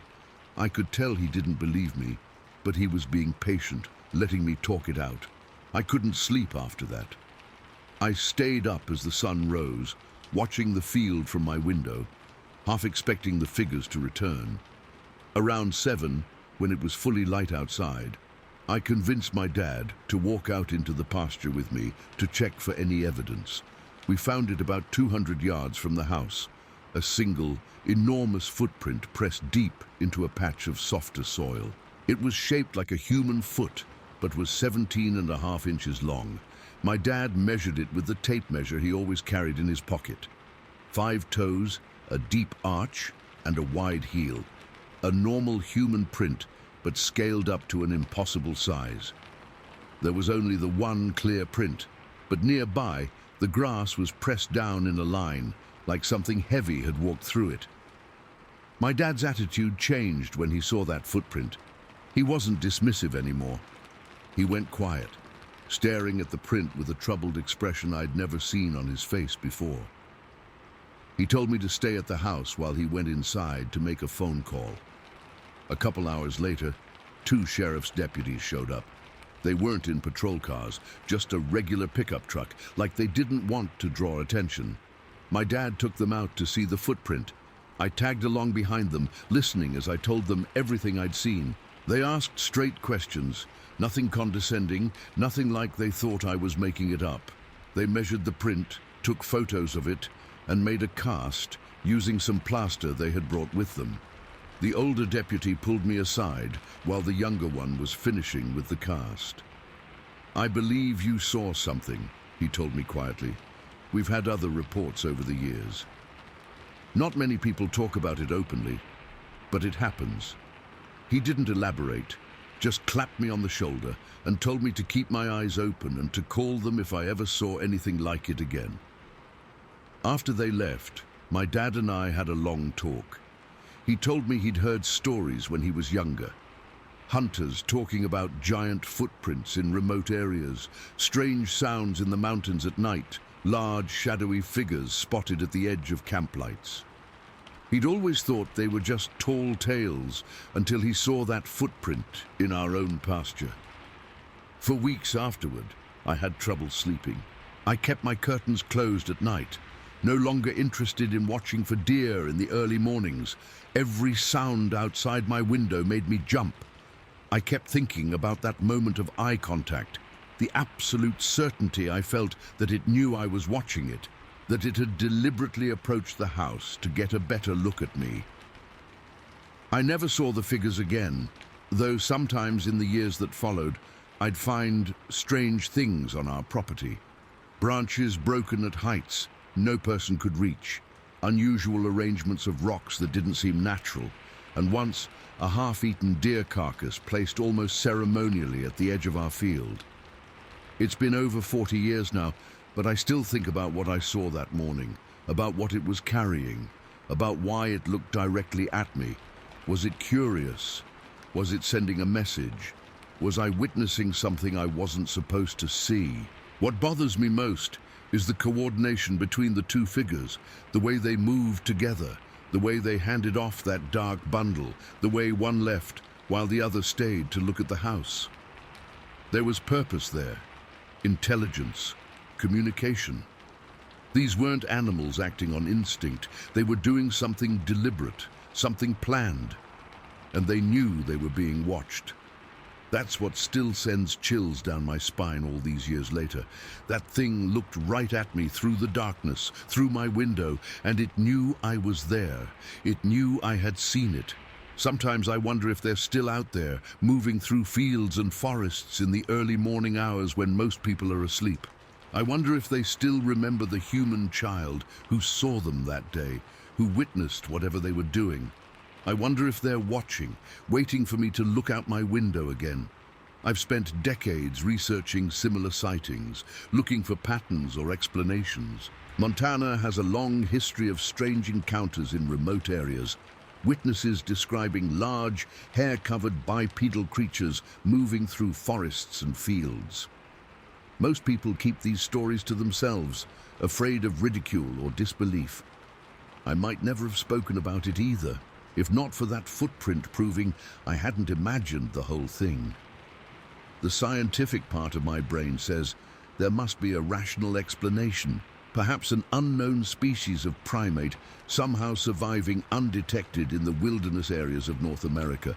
But another part of me remembers the intelligence in that stare, the deliberate way it approached the house, the clear sense that it knew exactly what it was doing. I'm 59 years old now. I've lived a normal life, gone to college, had a career, a family, but I've never forgotten what I saw that April morning. I've never been able to explain it fully, not even to myself. All I know for certain is that something huge walked across our pasture that day, carrying something it shouldn't have been carrying, looking at me with an awareness it shouldn't have possessed. And somewhere, deep in my core, I've always had the unsettling feeling that it wasn't the first time they'd been there, and that they knew exactly whose house they were approaching, exactly which window to look at, exactly who they would find watching them in the pre-dawn darkness. Whatever they were, they knew me. And sometimes, in my darkest thoughts, I wonder if they're still keeping track of the boy who saw them that morning. The boy who grew into a man who never quite shook the feeling that something was out there, watching and waiting, remembering the moment our eyes met across the silent field. Story 7. The watching thing with the pale shoulders. I never thought I'd share this story. It happened in July of 1976, and for decades I've mostly kept it to myself. A few close friends know, but I've never written it down before. I was 13 that summer, and what I saw that day in the woods near Derby changed how I think about the wilderness forever. It was a hot July morning, probably around 85 degrees already by 10 a.m. My mum had decided we should go berry picking along one of the old logging roads in Ravalli County. We did this every summer. She knew all these little spots where wild huckleberries and raspberries grew thick along the road edges. I usually complained about going, typical teenager stuff, but actually enjoyed it once we were out there. That day, we drove about 20 minutes outside Derby, taking the main road before turning onto this narrow, rutted dirt track that wound up into the hills. It wasn't much of a road anymore, just a gap between trees where logging trucks had once passed through years ago. Perfect for berry picking though, because the extra sunlight along the edges made the berries grow like crazy. We parked at a small clearing and grabbed our buckets. The morning was absolutely still, no wind at all, just the buzz of insects and occasional bird calls breaking the silence. We'd been picking for maybe an hour, working our way along the road edge, our fingers already stained purple from the berries. I remember the smell so clearly, the sweet tang of crushed berries mixed with pine sap and dry dust from the road. Normal summer smells that I'd known my whole life. Mum was about 20 yards ahead of me, focused on a particularly good patch. I was lagging behind, eating probably as many berries as I was collecting. The forest was thick on either side of us, tall pines and firs creating deep shadows beyond the sunlit road edge. It was so normal, so familiar. Just another summer day in Montana. That's when I saw it. I happened to look up across a small clearing, maybe 300 or 400 yards away. At first, I thought it was a tree stump, or maybe a bear standing upright. But it was too tall for a bear, and too strange-looking for any animal I knew. The thing was enormous, easily 8 feet tall, standing perfectly upright on 2 legs at the edge of the forest on the far side of the clearing. I froze, my hand halfway to my mouth with a berry. I blinked hard, thinking maybe my eyes were playing tricks, but it was still there when I looked again, completely motionless except for its head, which was slowly moving from side to side like it was scanning the area, watching us. The creature was covered in dark brown fur or hair, not shaggy like a bear's, but shorter, more even. What really caught my eye, though, what made my skin go cold, was the top of its head and its shoulders. There, the fur was a completely different color, a pale straw yellow that almost seemed to glow in contrast to the darker body. These lighter patches weren't small. The one on top of its head covered it like a cap, and the shoulder ones draped down like some kind of natural shawl. I couldn't make out its face clearly at that distance, but I could tell it was looking directly at us. There was an intentness to its posture, a focused stillness that made it clear this wasn't just some animal that had randomly wandered into view. It was deliberately observing us. "Mom," I called out, my voice coming out as a hoarse whisper. She didn't hear me, still focused on her berries. I cleared my throat and called louder, but without taking my eyes off the creature. I was afraid if I looked away even for a second, it would either disappear or somehow be right next to me when I looked back. When my mom finally heard me and came over, I just pointed. She followed my finger and gasped, and we both stood there, frozen, staring at this impossible thing across the clearing. Neither of us spoke. What could we say? There were no words in our normal vocabulary for what we were seeing. The creature continued to watch us. Then, with a deliberate slowness that somehow made the whole thing even more unsettling, it lowered itself to a sitting position. Not like a person would sit, but not like an animal either. Something in between, with its long arms resting on its knees. Even sitting, it looked massive, and it kept staring, its head still making that slow side-to-side movement occasionally, like it was studying us from different angles. "What is that?" my mum finally whispered. I could feel her hand gripping my shoulder, fingers digging in hard enough to hurt, but I barely noticed. The creature was so obviously not a bear or a moose or an elk or anything else that should exist in those woods that my brain felt like it was short-circuiting trying to make sense of it. I don't know what came over me then. Some mixture of curiosity and teenage bravado, I guess. I handed my berry bucket to my mom and took a few steps forward toward the clearing and the thing beyond it. "What are you doing?" my mom hissed, grabbing at my shirt. But I kept moving, drawn forward by a need to see it more clearly, to confirm that what we were looking at was real. I made it maybe 15 steps into the clearing before my courage evaporated completely. The creature hadn't moved, but as I got just a little closer, the reality of its size became more apparent. The massive breadth of its shoulders, the powerful-looking arms, the way it sat with such unnatural stillness. It was like nothing I'd ever seen before, and it was watching me specifically now, its head no longer moving side to side but fixed directly on me. A feeling washed over me then that I've never been able to adequately describe. It wasn't just fear, though there was plenty of that.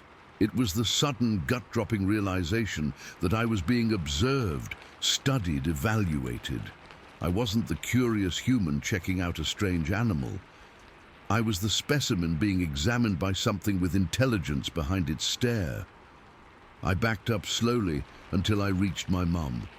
Without a word, we gathered our things and walked as quickly as we could back to our car.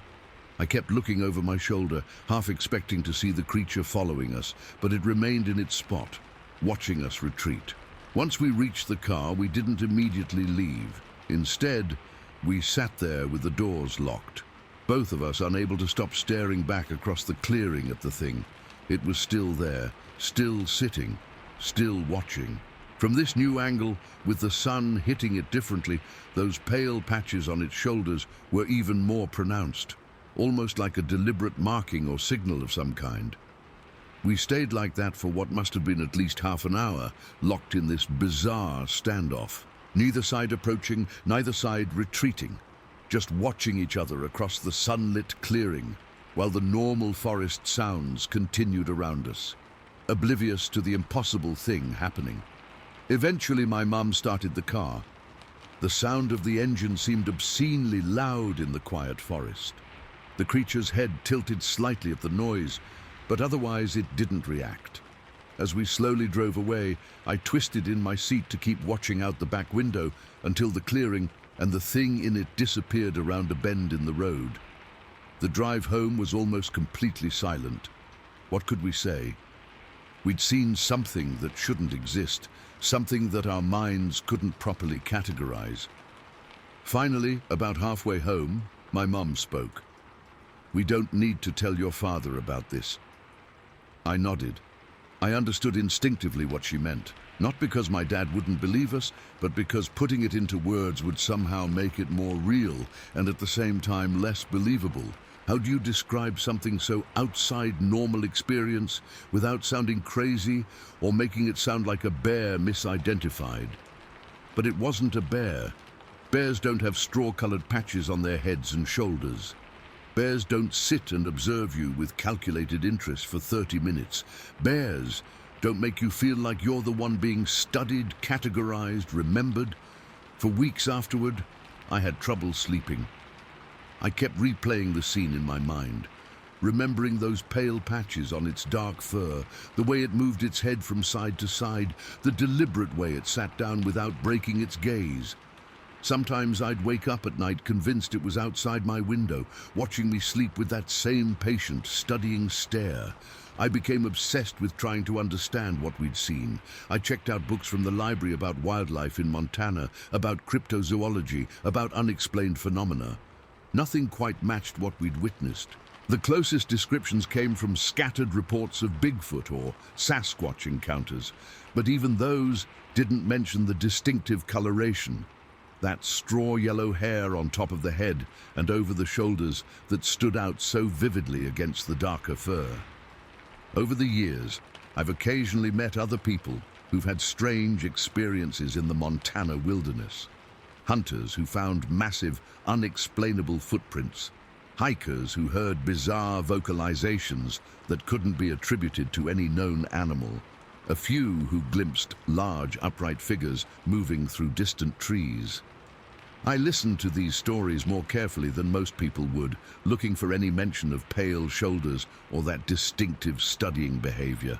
What haunts me most about that day isn't just the creature's appearance or size, it's the overwhelming sense that we had accidentally reversed the normal order of things. For a brief time, we weren't the observers of nature, we were the ones being observed. I felt small, categorized, remembered, like the creature was making mental notes about us, the way we moved, what we were doing, how we reacted to its presence. It's been over 40 years now, but I still think about that creature sometimes when I'm in the woods. I find myself scanning clearings and forest edges, half afraid and half hoping to see that dark shape with pale shoulders watching from the tree line. I've never seen it again, but the experience changed something fundamental in how I see the wilderness.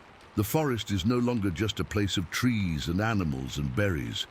It's a place where unexpected eyes might be watching, studying, remembering. I don't know what we saw that July day in 1976. I don't have a name for it that feels adequate, but I know it was real, I know it was intelligent, and I know it watched us with a purpose that went beyond simple animal curiosity. Those pale, straw-colored patches on its shoulders sometimes flash in my dreams, a natural marking that seemed almost deliberate, almost like a signature or identification, a way of saying, I am not hidden, I am not trying to blend in. I am something specific, something you should remember. And remember I have. Every time I'm in the woods, every time I pick berries in summer, every time I see sunlight hitting a clearing just right. I remember being 13 years old, frozen in place, suddenly understanding what it feels like to be the specimen rather than the observer. To be the one being watched rather than the watcher. To be small and vulnerable under the studying gaze of something that moved with intention and thought and purpose through a world I'd always assumed was mostly mine. Story 8. It was testing my boundaries. I've waited far too long to share this, but what happened on my property in October 1976 still gives me nightmares. I had just moved to a small farm outside Vaughan in Cascade County earlier that year. Nothing fancy, just 15 acres with a modest house, a chicken coop, a small sheep pen, and a storage shed where I kept feed and supplies. I'd spent my whole life in Montana and was used to dealing with the occasional predator, coyotes, foxes, even the rare mountain lion. But what happened that October was something else entirely. The morning started with something that seemed minor at the time. I went out to feed my small flock of sheep, only 8 of them, and found the gate to their pen standing wide open. The sheep were huddled in the far corner, nervous but unharmed. I figured I must have forgotten to latch it properly the night before, though that wasn't like me. I'd grown up on a farm and had been handling livestock my whole life. Leaving gates open wasn't a mistake I typically made. I checked the latch carefully. It wasn't broken or damaged, just open. I closed it, made sure it was secure, and went about my morning chores. It was only when I went to the storage shed to get some grain for the chickens that I noticed something else was wrong. The bin where I kept the feed had been opened, and a significant amount was missing. The lid was set neatly back in place, not knocked over or damaged. Again, nothing was broken, just accessed. This was more concerning. I knew for certain I hadn't left that bin open or taken that much feed recently. I lived alone on the property, so there was no one else who might have used it. The shed door had been closed but not locked. I rarely locked it since the property was so isolated, with the nearest neighbor almost a mile away.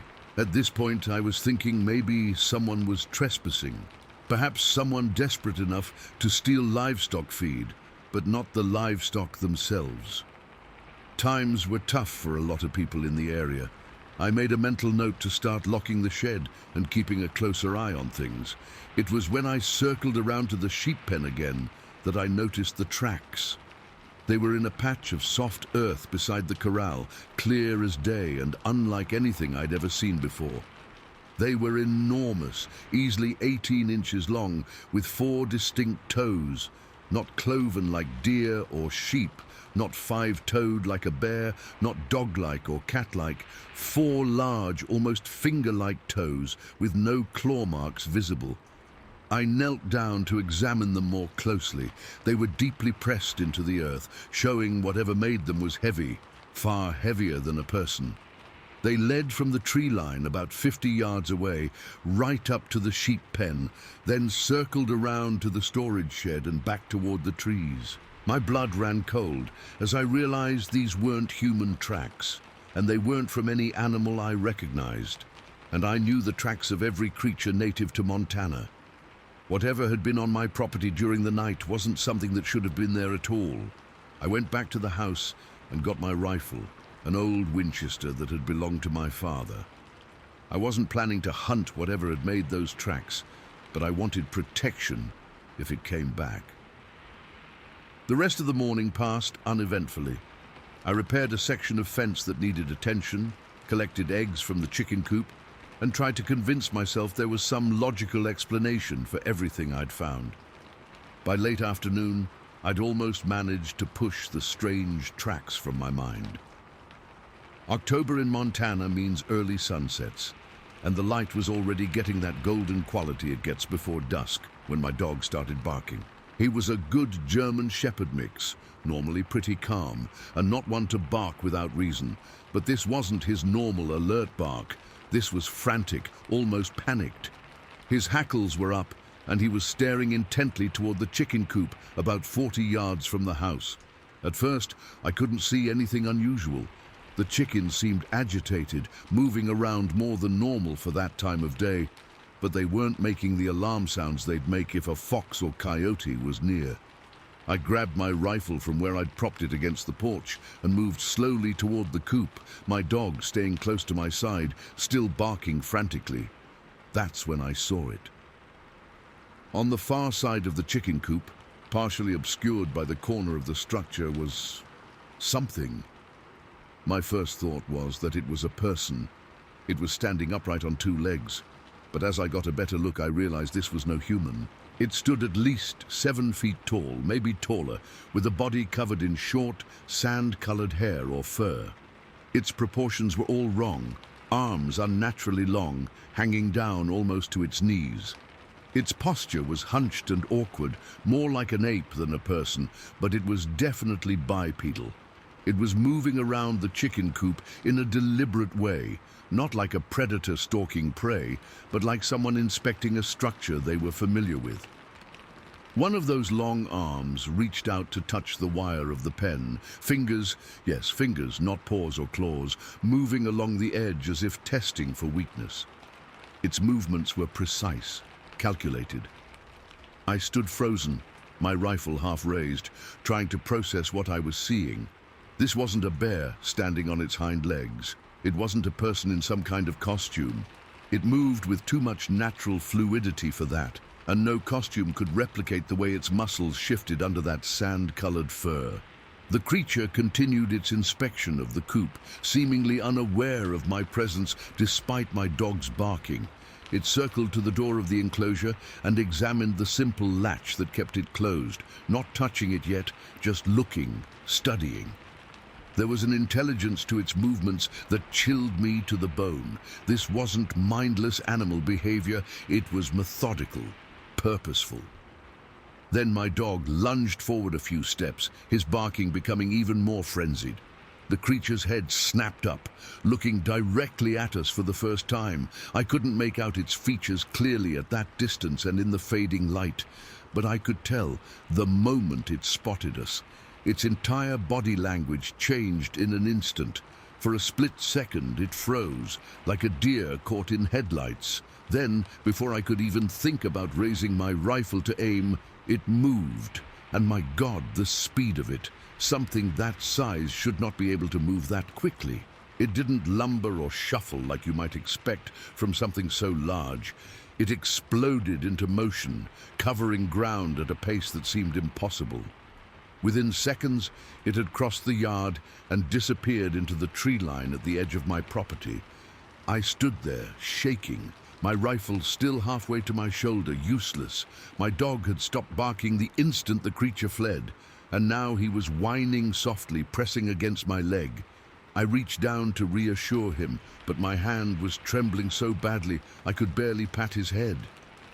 As the initial shock began to wear off, the pieces started falling into place in my mind. The open sheep gate, the missing grain, the strange tracks around the property. This thing hadn't just wandered onto my land by chance that evening. It had been here before, possibly several times. It had been exploring, testing, learning. It knew how to open a simple gate latch. It knew where I stored food. It had been studying my property and its vulnerabilities. And it had been doing this right under my nose, night after night, while I slept unaware in my house just yards away. I hurried back to the house, locking the door behind me, something I rarely bothered with out there in the country. My mind was racing, trying to make sense of what I'd seen. The creature's size and shape didn't match any known animal. Its behavior was too deliberate, too intelligent. The way it had been examining the chicken coop wasn't random. It was assessing, planning, like it was figuring out how to get what it wanted. That night was the longest of my life. I sat up with my rifle across my lap, jumping at every sound outside, the wind in the trees, an owl hooting, the normal creaks and groans of the house settling. Every noise seemed threatening. My dog stayed alert too, occasionally growling softly at the windows. Morning couldn't come fast enough. When the first grey light of dawn finally appeared, I ventured outside, rifle ready. The property looked normal in the early light, peaceful even, but I knew better now. I knew something had been here, something that shouldn't exist. I walked to where I'd seen the creature standing by the chicken coop.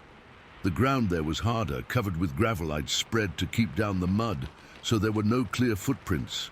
But as I circled the coop, checking on my nervous but unharmed chickens, I noticed something I'd missed the day before. The wire on one side of the enclosure had been carefully manipulated, not torn or broken, but methodically worked at.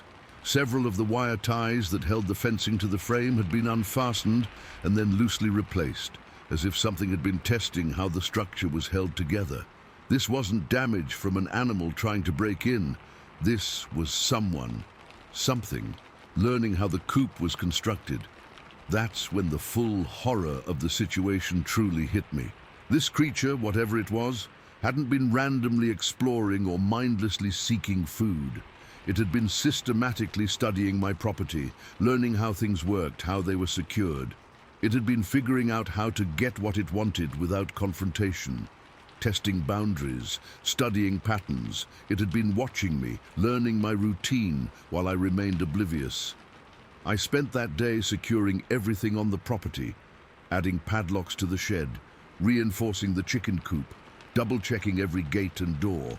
I even strung up some cans on fishing line around the perimeter as a makeshift alarm system. But even as I worked, I knew these measures might not be enough. If this thing was smart enough to unfasten wire ties and open latches, how long before it figured out more complex mechanisms? In the weeks that followed, I sometimes found evidence of its return. Strange tracks at the edge of the property, areas where it seemed something had been watching the house from the tree line. Once, I found a branch broken off about 8 feet high and placed deliberately across a trail I often used. Not fallen naturally, but positioned like a marker or sign.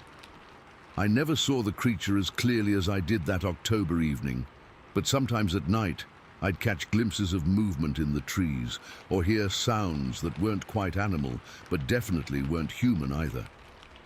My dog would grow instantly alert, staring into the darkness with his hackles raised. I've since moved away from that property.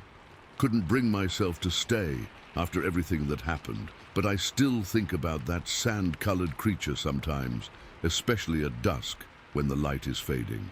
I think about how deliberately it moved, how carefully it studied my chicken coop, how it had been systematically testing every entry point and security measure on my property. Most of all, I think about the intelligence behind those actions.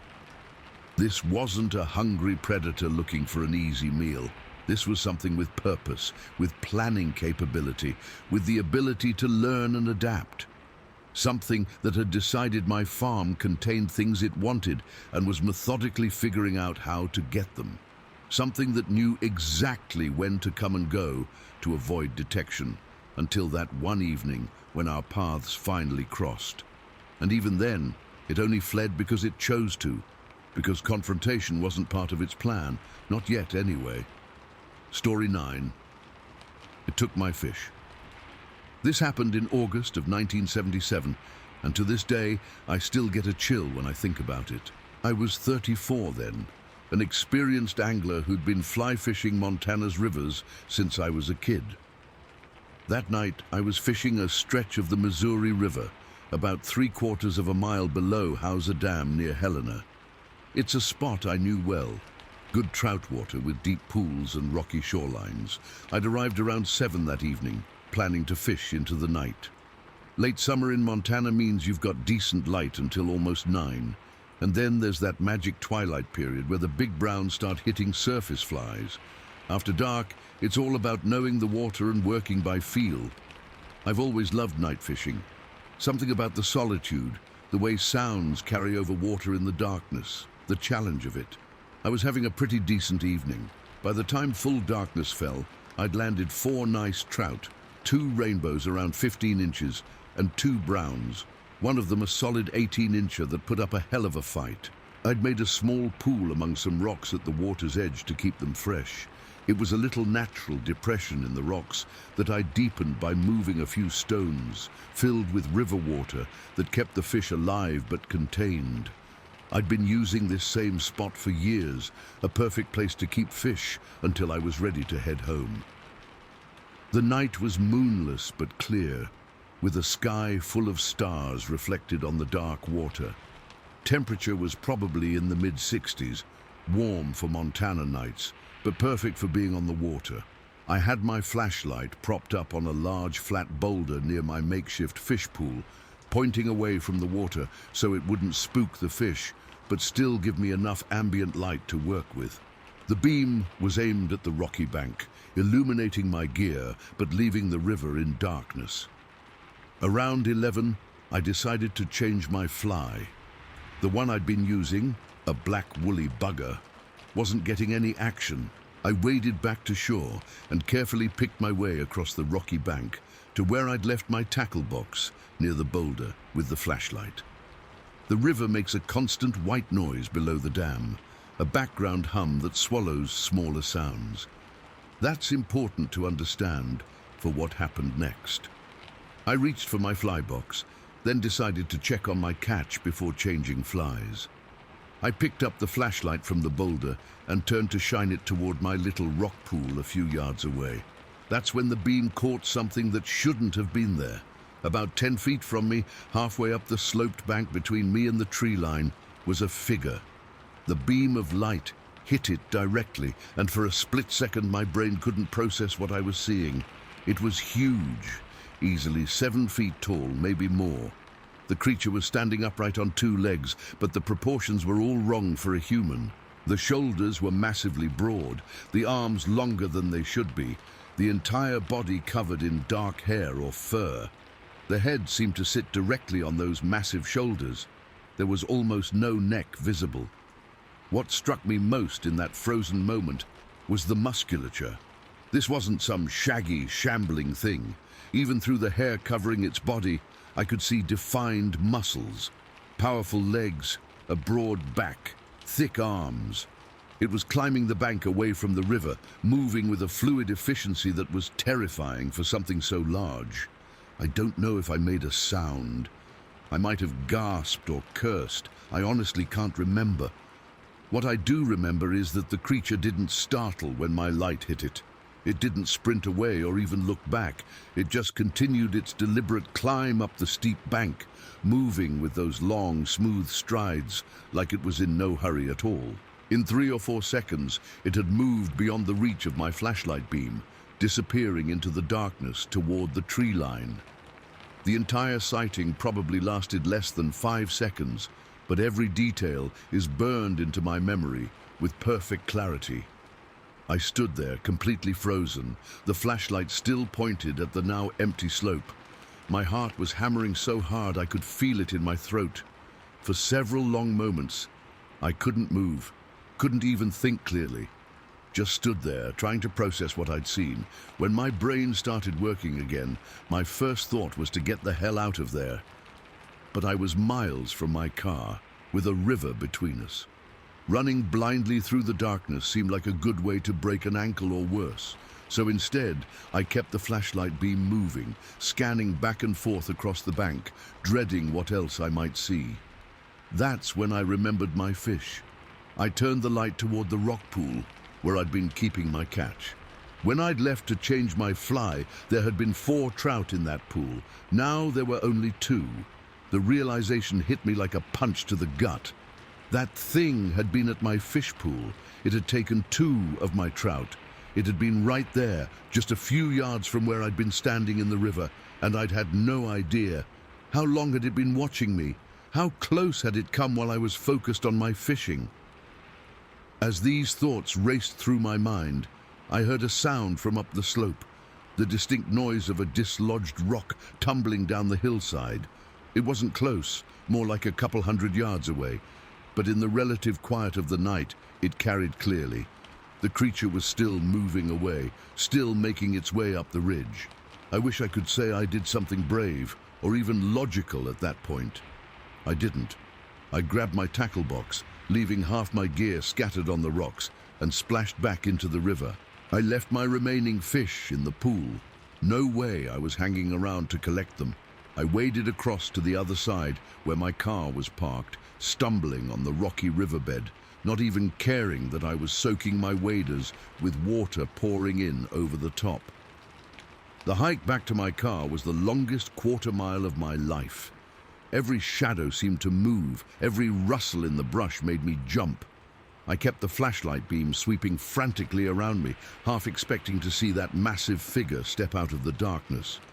When I finally reached my car, my hands were shaking so badly I dropped my keys twice before managing to unlock the door. I drove home with the windows up and doors locked, even though it was a warm night. I kept checking the rearview mirror, though what I expected to see on the highway behind me, I don't know. When I got home, I sat in my kitchen until dawn, a glass of whiskey in one hand, trying to make sense of what I'd witnessed. The details kept replaying in my mind, the massive breadth of those shoulders, the fluid way it moved up that steep bank, the strange absence of a neck. No bear moves like that. No known animal matches that description. What stayed with me all these years, what still gives me chills, isn't just the creature itself, it's the casual way it took my fish. It hadn't been randomly passing by. It hadn't stumbled across my catch by accident. It had been deliberate, checking my fish pool while I was distracted taking what it wanted. This suggested not just intelligence, but familiarity with humans and their habits. And then there's the proximity. This thing had been just a few yards away from me, easily within its reach, if it had wanted to do more than take a couple of fish. I was alone, miles from help, armed with nothing but a fly rod and a flashlight. I was completely vulnerable, and it had been right there, silent enough that I never heard a thing over the sound of the river. The next morning, after a sleepless night, I debated whether to report what I'd seen. To who? The sheriff? Fish and wildlife? What would I say? That Bigfoot stole my trout? I could already imagine the laughter, the assumption that I'd had too much to drink while fishing. So I kept it to myself.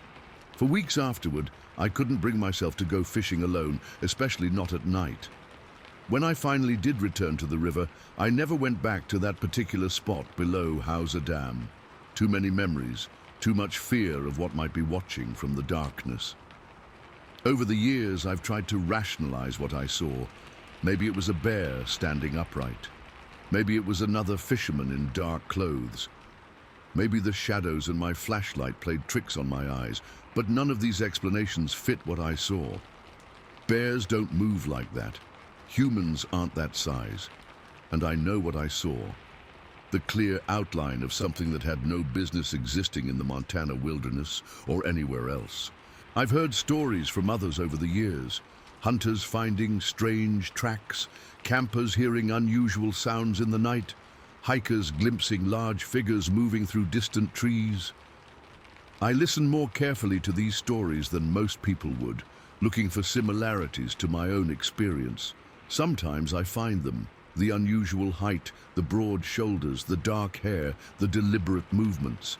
It's both comforting and terrifying to know I'm not alone in what I've seen. What I've never told anyone until now is what happened when I went back to that spot just once, in daylight, about a week after the encounter. I didn't plan to fish, just to look around, to reassure myself in the safety of daylight that there was a logical explanation for what I'd seen.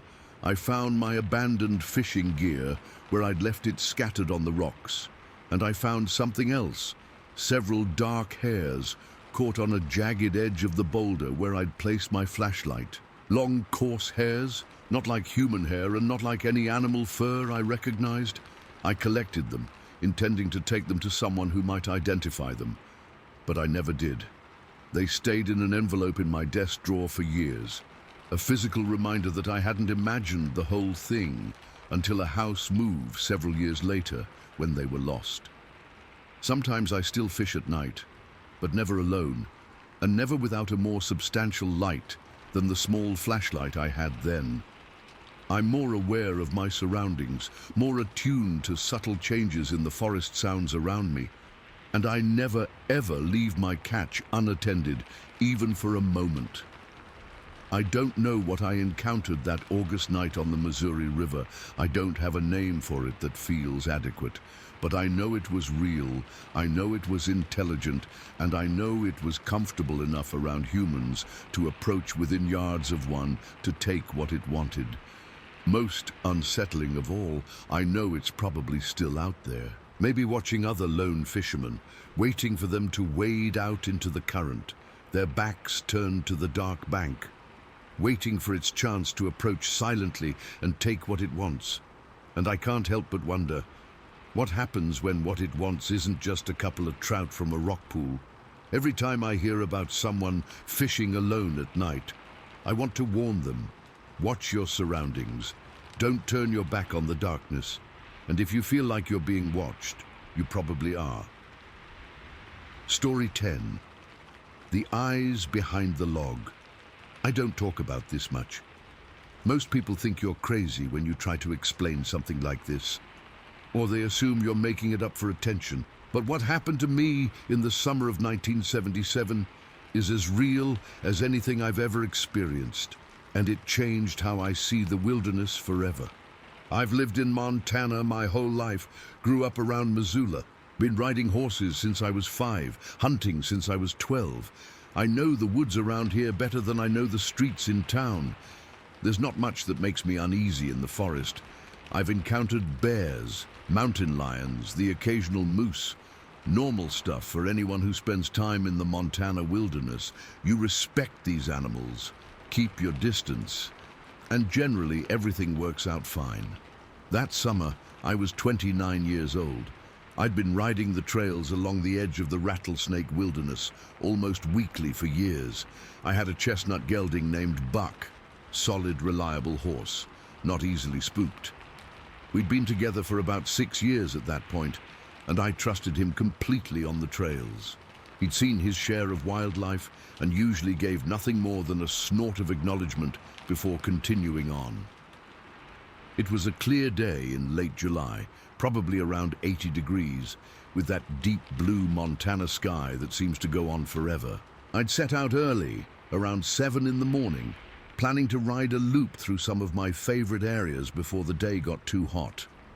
The trail I was on was one I'd ridden dozens of times, a winding path through pine forest that occasionally opened into small meadows and clearings. About 2 hours into the ride, we approached one of these clearings, just a small open space maybe 40 yards across where the trees thinned out. Nothing unusual about it. As we came to the edge of the trees, Buck suddenly stopped, not just slowed down, but froze completely.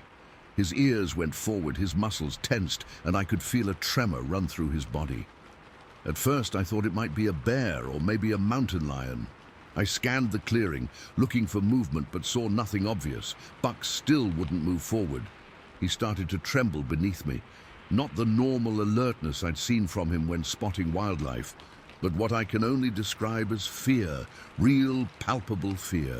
This was a horse that had faced down black bears without flinching, but now he was shaking like a leaf. That's when I noticed it. Across the clearing, maybe 30 feet away, was a fallen log, a massive old pine that had come down years ago, and behind that log, partially obscured but clearly visible, was something watching us. My first thought was bear, but immediately I knew that wasn't right. Bears don't hide behind logs and watch you. They either move away or, if threatened, make themselves known. This was different. This thing was deliberately staying partially hidden, with just enough of its upper body visible above the log for it to see us clearly. And what I could see made no sense. It was huge. The head and shoulders rose well above the 3-foot diameter log, meaning whatever it was stood at least 7 feet tall, probably taller. It was covered in dark hair or fur, not shaggy like a bear's, but shorter, more even. The head seemed to sit directly on the shoulders with little or no visible neck, but it was the stillness that really got to me. This thing was completely motionless, not the forced stillness of someone trying not to move, but the natural, patient stillness of a predator. Only its eyes moved, tracking us. I couldn't make out the details of its face at that distance, but I could feel its gaze locked on mine with an intensity that made my skin crawl. Buck was becoming increasingly agitated beneath me. I could feel every muscle in his body tensed, ready to bolt. But I was transfixed by what I was seeing, unable to look away from those eyes staring at me from behind the log.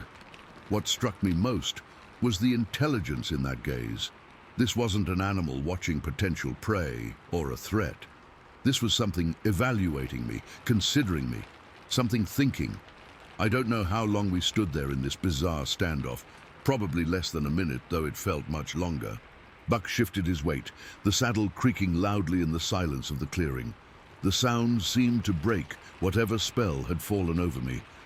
I realized I needed to get out of there, and quickly.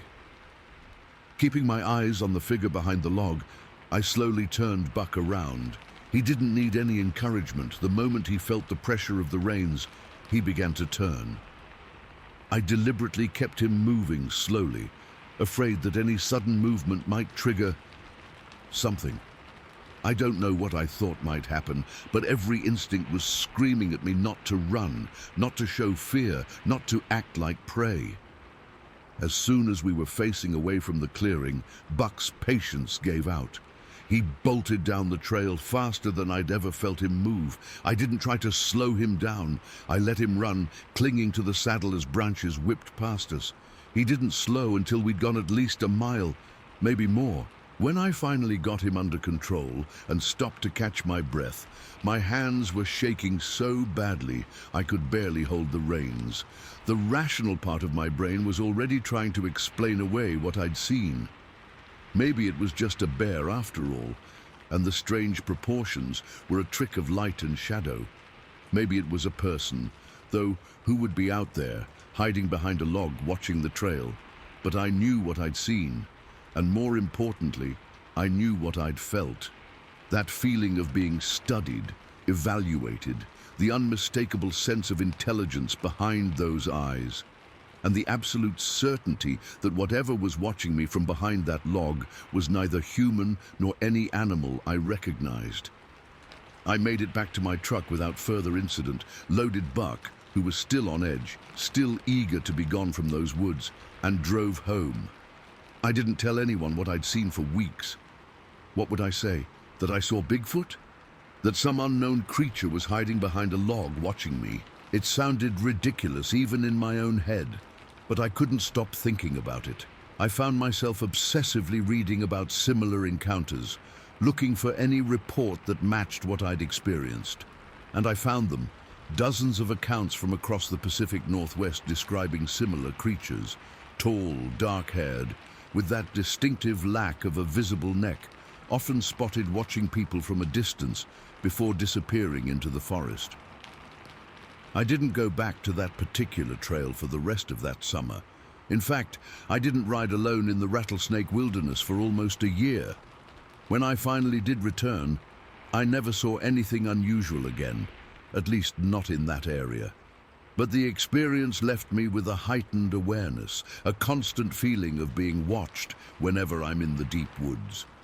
Not paranoia exactly, but a certainty that there are things out there, intelligent things, that we rarely glimpse. Years later, after I'd moved to a house near the Clark Fork River, I began to hear things in the summer nights. Strange vocalizations that would start around 2 or 3 in the morning. A powerful, hoarse scream that seemed to travel for miles. It would echo across the neighborhoods, setting off every dog within earshot. The first time I heard it, I was jolted awake from a dead sleep, my heart pounding, every hair on my body standing on end. It wasn't a sound that belonged to any animal native to Montana. Not an elk bugle, not a mountain lion scream, not a wolf howl. This was something different, louder, more modulated, almost like it contained patterns similar to speech, but at a pitch and volume no human could produce. After the 3rd or 4th time hearing it, I cautiously asked some neighbors if they'd noticed anything unusual at night. To my surprise, they immediately knew what I was talking about. "That screaming thing," one called it. "Sounds like it's right outside the window, but it's got to be coming from up in the hills." Another described it as like something from another world. They'd been hearing it for years, always in the summer months, always in the early morning hours. What connects these experiences for me, the thing behind the log and the screams in the night, is the sense of intelligence behind them. The calculated stillness of that watching figure. The almost deliberate quality of those screams, like they're meant to be heard, meant to remind us of something's presence. I later learned that my grandparents had their own strange experience decades earlier in the Swan Valley. They were fishing from the bank of a river when they saw something massive moving through the water downstream, not swimming like a bear or moose would, but running, bounding through the shallows with huge strides that sent water spraying in all directions. They only caught a glimpse of it, but what they described matches what I saw. Tall, dark, powerfully built, moving with a speed and purpose that defied explanation. 3 generations of my family, 3 different encounters, all in the Montana wilderness.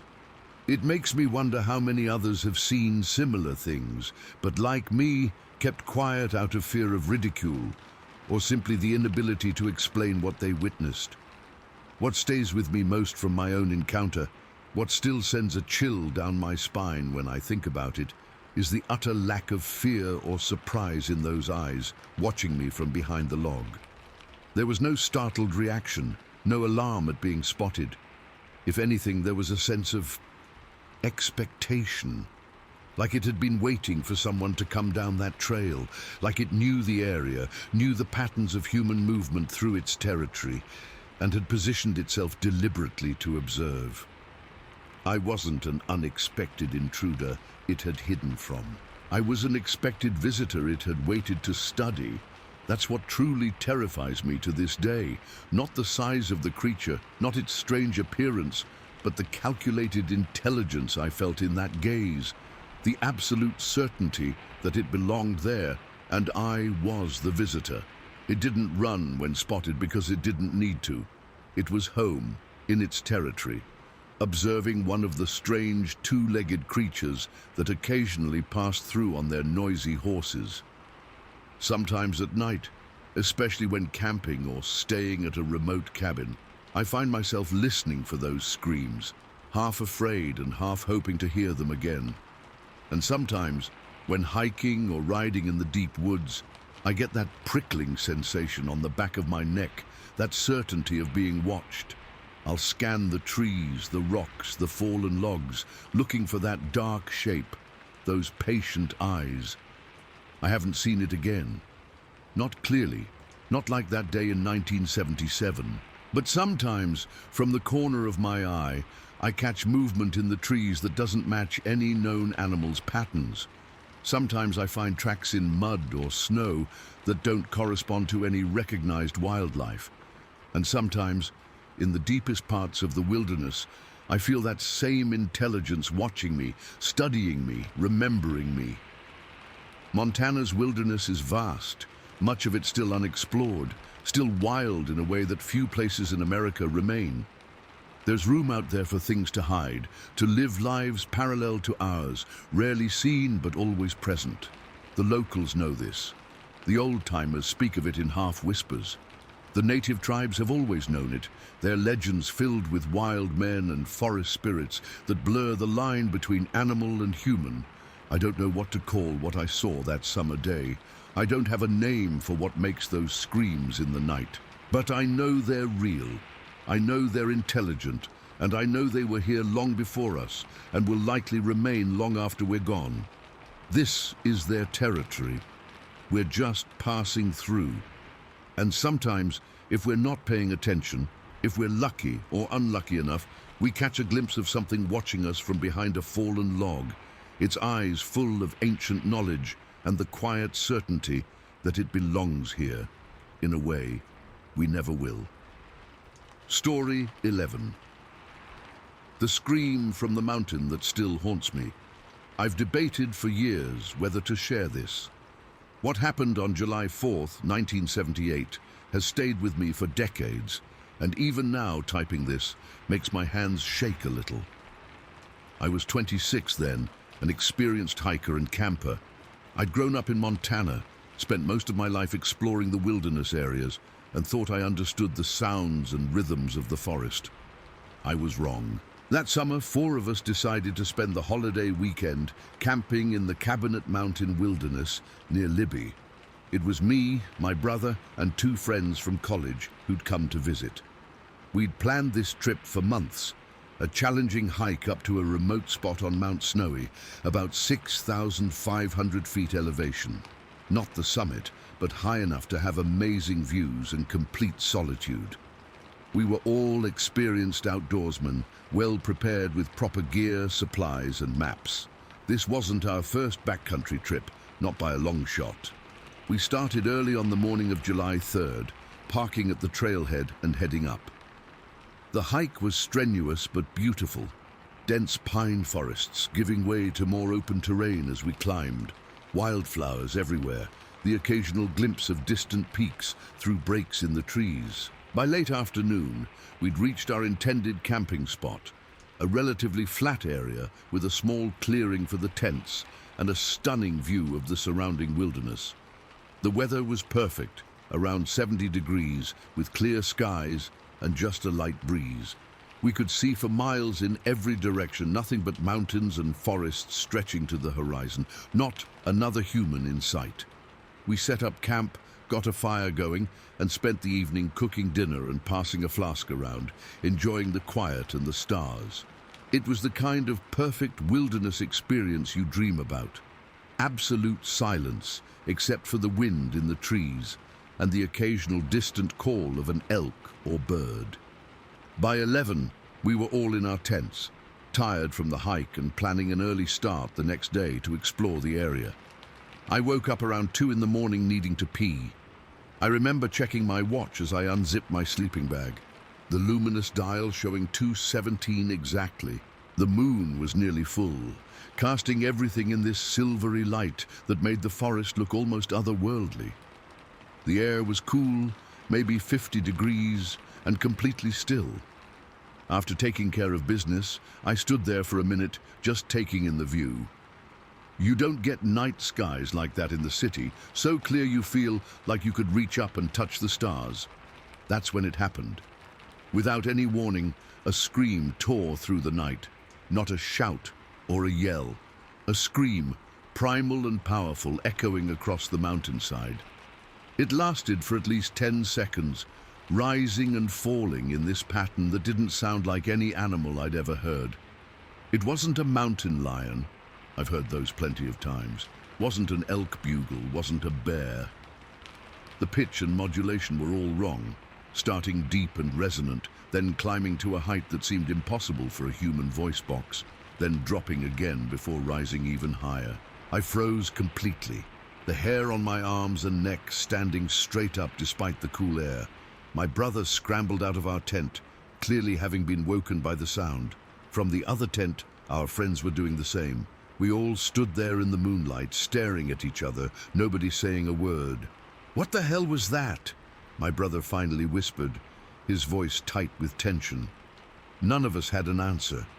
We'd all spent enough time in these mountains to know the usual sounds. This wasn't any of them. The silence after the scream was absolute. No wind, no insects, no distant animal calls. Just 4 humans standing in a clearing, straining to hear anything in the darkness beyond our small camp. For a few minutes, we debated what to do. One friend suggested breaking camp immediately and hiking down in the dark, but that seemed more dangerous than staying put. We decided to build up the fire again and stay awake for a while, see if we heard anything else. About 20 minutes later, we got our answer. Another scream, this one closer, much closer, close enough that it felt like it came from just beyond the tree line, maybe 100 yards from our camp. This one started differently, a deep, guttural sound, almost like a bear's growl, but then it changed, escalating into something higher and sharper that cut through the night air like a knife. It had the same pattern as the first, rising, falling, rising again, but with more intention behind it. The only way I can describe it is that it felt directed at us, not just a random animal call into the night. We all moved closer to the fire, instinctively seeking its light and warmth. Nobody was talking about hiking out anymore. We were too afraid to venture into the darkness. Whatever had made that sound was between us and the trail down. "Should we answer it?" one friend asked, his voice barely audible. It seemed like a crazy idea, but also somehow the right one. If it was a person in distress, they needed help. If it was something else, well, we needed to know what we were dealing with. So we called back, not screaming, but a loud, "Hello! Who's there?" The mountainside threw our voices back at us, but there was no other response, just that same heavy silence. We spent the rest of the night awake, feeding the fire, jumping at every snap of a twig or rustle in the underbrush, but we didn't hear the scream again. As the sky began to lighten around 5, we felt the tension ease slightly. Whatever had been out there in the darkness seemed to have gone. With the dawn came a kind of nervous bravado. In the daylight, with birds singing and the sun warming the air, it was easier to rationalize what we'd heard. Maybe it was just some animal we weren't familiar with. Maybe the acoustics of the mountains had distorted the sound. Maybe we'd all been more tired than we realized and had misinterpreted something ordinary. After breakfast, we decided to explore the area a bit, partly to see if we could find any evidence of what had made the screams, partly to convince ourselves there was nothing to fear. We stayed together, none of us willing to venture off alone, and kept the camp in sight as we scouted in widening circles. About 200 yards from our clearing, on the side where the second scream had come from, we found something that stopped us cold. A small cave entrance, maybe 15 feet deep into the mountainside. That by itself wasn't unusual. The Cabinet Mountains have plenty of small caves and rock overhangs. What made this one different was the floor. It was lined completely with fresh pine needles, arranged in what looked unmistakably like a bed or nest. Not scattered randomly as they would fall naturally, but deliberately placed, forming a smooth, even layer that covered the entire cave floor.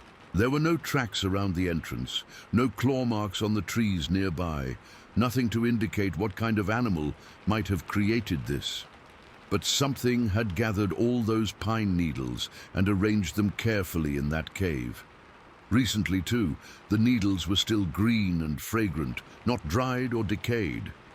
We stood there staring at it, none of us willing to step inside or even get too close.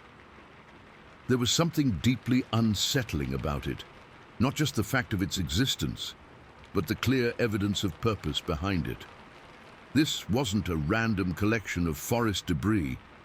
This was a constructed space, made by something with hands, or at least dexterity far beyond what most forest animals possess.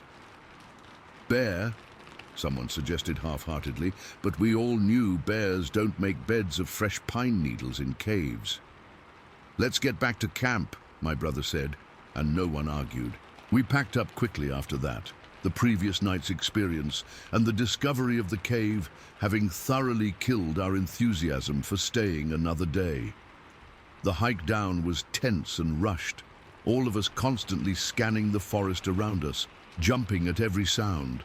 We barely spoke, each lost in our own thoughts about what we'd heard and what we'd found. I've thought about that night hundreds of times in the years since. I've researched animal calls, listened to recordings of everything from elk to mountain lions to barred owls, trying to find anything that matches what we heard. Nothing comes close. The closest parallel I've found is in other people's accounts of similar experiences in remote wilderness areas, descriptions of screams or howls that don't match known wildlife, often followed by discoveries of structures or arrangements that suggest intelligence beyond what we attribute to forest animals. Years later, I had another experience that brought it all back. I was camping with my young son at Horse Creek, above where it meets Granite Creek. Different mountains, different wilderness area, but the same feeling of isolation, of being surrounded by miles of untouched forest. We'd had a normal evening, cooking hot dogs over the fire, telling stories, eventually turning in around 10 p.m. We had 2 dogs with us this time, my German Shepherd and my son's smaller mixed breed. Sometime around midnight, the dog started barking frantically. I woke instantly, that old fear flooding back before I even knew what had triggered it. Then I heard it. Not screams this time, but a rhythmic knocking or tapping sound, like stones being struck together, clear and deliberate in the total darkness. The sounds moved around our campsite, never in the same place twice, continuing for hours, from 10 p.m. until nearly 8 in the morning, with only brief pauses. The dogs barked themselves hoarse, but wouldn't leave the immediate area of the tent. They'd run to the edge of our campsite, hackles raised, but refused to go into the darkness beyond. When morning finally came, I searched the entire area for stones or rocks that might have been used to make those sounds. Found nothing, no sign that anything or anyone had been there at all. The terror isn't in the screams themselves, or even in the carefully constructed pine needle bed. It's in the undeniable sense of intention behind them, the feeling that something out there was communicating, with us or with others of its kind. Something that moves through the wilderness with purpose and intelligence. Something that watches our fires from the darkness. Something that might be studying us, even as we think we're alone in the wild. I still go camping, still love the mountains. But I never go into truly remote areas anymore, especially not around Cabinet Mountain or the Mount Snowy area.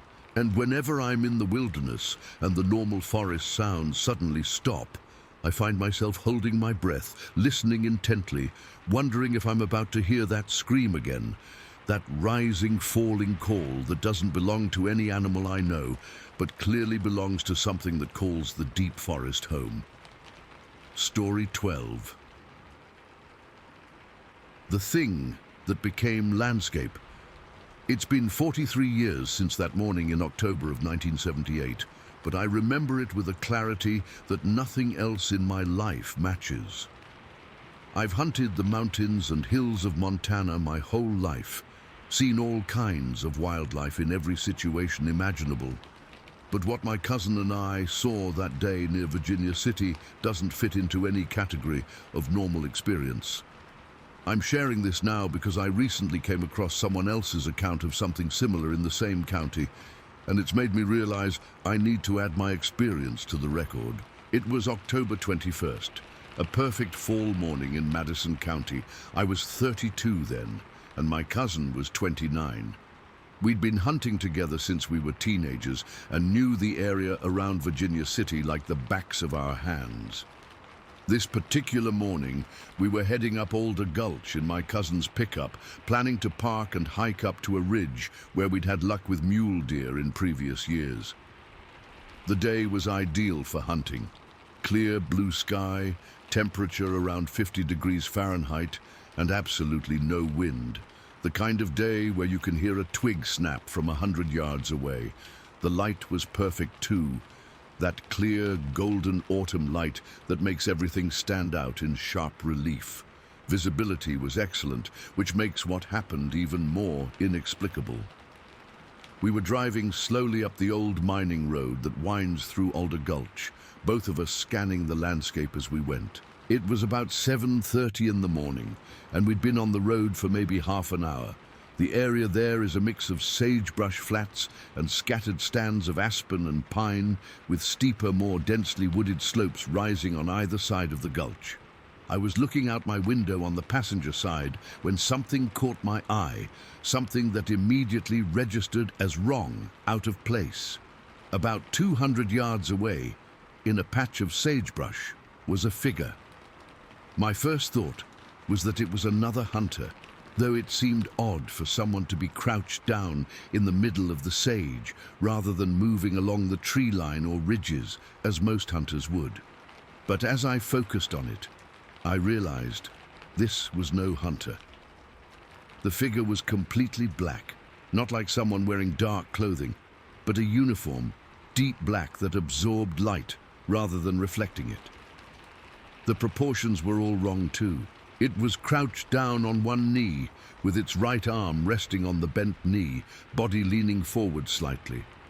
The head was oversized compared to a human's, and it seemed to sit directly on the shoulders with no visible neck. "Stop the truck," I said, my voice coming out much calmer than I felt. My cousin slowed and looked at me questioningly. I pointed across the sagebrush flat. "Look over there." He followed my gesture, and I heard his sharp intake of breath when he spotted what I was seeing. He pulled the truck over to the side of the narrow dirt road, and we both stared. The thing, I don't know what else to call it, was absolutely motionless. Not the kind of stillness that comes from someone trying not to move, but a profound, complete immobility that seemed almost unnatural, like it had always been part of that landscape, and always would be. Except I knew that patch of ground, had walked it many times before, and that thing had definitely not been there before today. What struck me most was the sense of deliberate positioning. It was crouched in a way that minimized its profile, leaning forward with that oversized head slightly lowered, as if it was intentionally trying to blend in with the sagebrush around it. Not hiding behind something, but becoming part of the landscape itself, and it was working. If I hadn't happened to be looking directly at that spot as we drove by, I would never have noticed it. We sat there in the truck for maybe 30 seconds, neither of us speaking, just staring at this impossible thing that shouldn't be there. It never moved, never gave any indication that it was aware of us. But somehow I knew, we both knew, that it was intensely aware of our presence. "What the hell is that?" my cousin finally whispered, though there was no way anything 200 yards away could have heard him inside the truck. I had no answer. It wasn't a bear. The proportions and posture were all wrong. It wasn't an elk or deer. The color and shape were completely different. It wasn't a person in some kind of ghillie suit or hunting blind. The head was too large, the proportions too strange. My cousin reached behind the seat and pulled out his binoculars. But before he could raise them to his eyes, I reached over and tapped the side of the truck cab with my knuckles. I don't know why I did it. Some instinct that said we needed the truck driver's attention. We were riding in the front of a pickup that was pulling a small camper trailer, and our friend was driving. He couldn't see what we were looking at from his position. The truck stopped. My cousin leaned out his window and called for the driver to back up so he could get a better look at something. I kept my eyes fixed on the dark figure, unwilling to look away even for a second. The truck began to reverse slowly, the gravel crunching under the tires sounding unnaturally loud in the quiet morning. And then, in the 15 or 20 seconds it took our friend to back the truck up maybe 50 feet, the figure was gone. Completely gone. One moment it was there, as solid and real as the sagebrush around it, and the next it had vanished. I felt a cold sensation wash over me, starting at the base of my skull and running down my spine. Where the figure had been was nothing but empty sage. Between where it had been crouching and the nearest trees was at least 45 to 50 yards of open ground, much too far for anything to cover in the few seconds I'd taken my eyes off it while the truck was backing up. We quickly explained to our friend what we'd seen, and all three of us got out of the truck, rifles in hand, more out of habit than any thought of shooting at the thing. We walked out to where the figure had been crouching.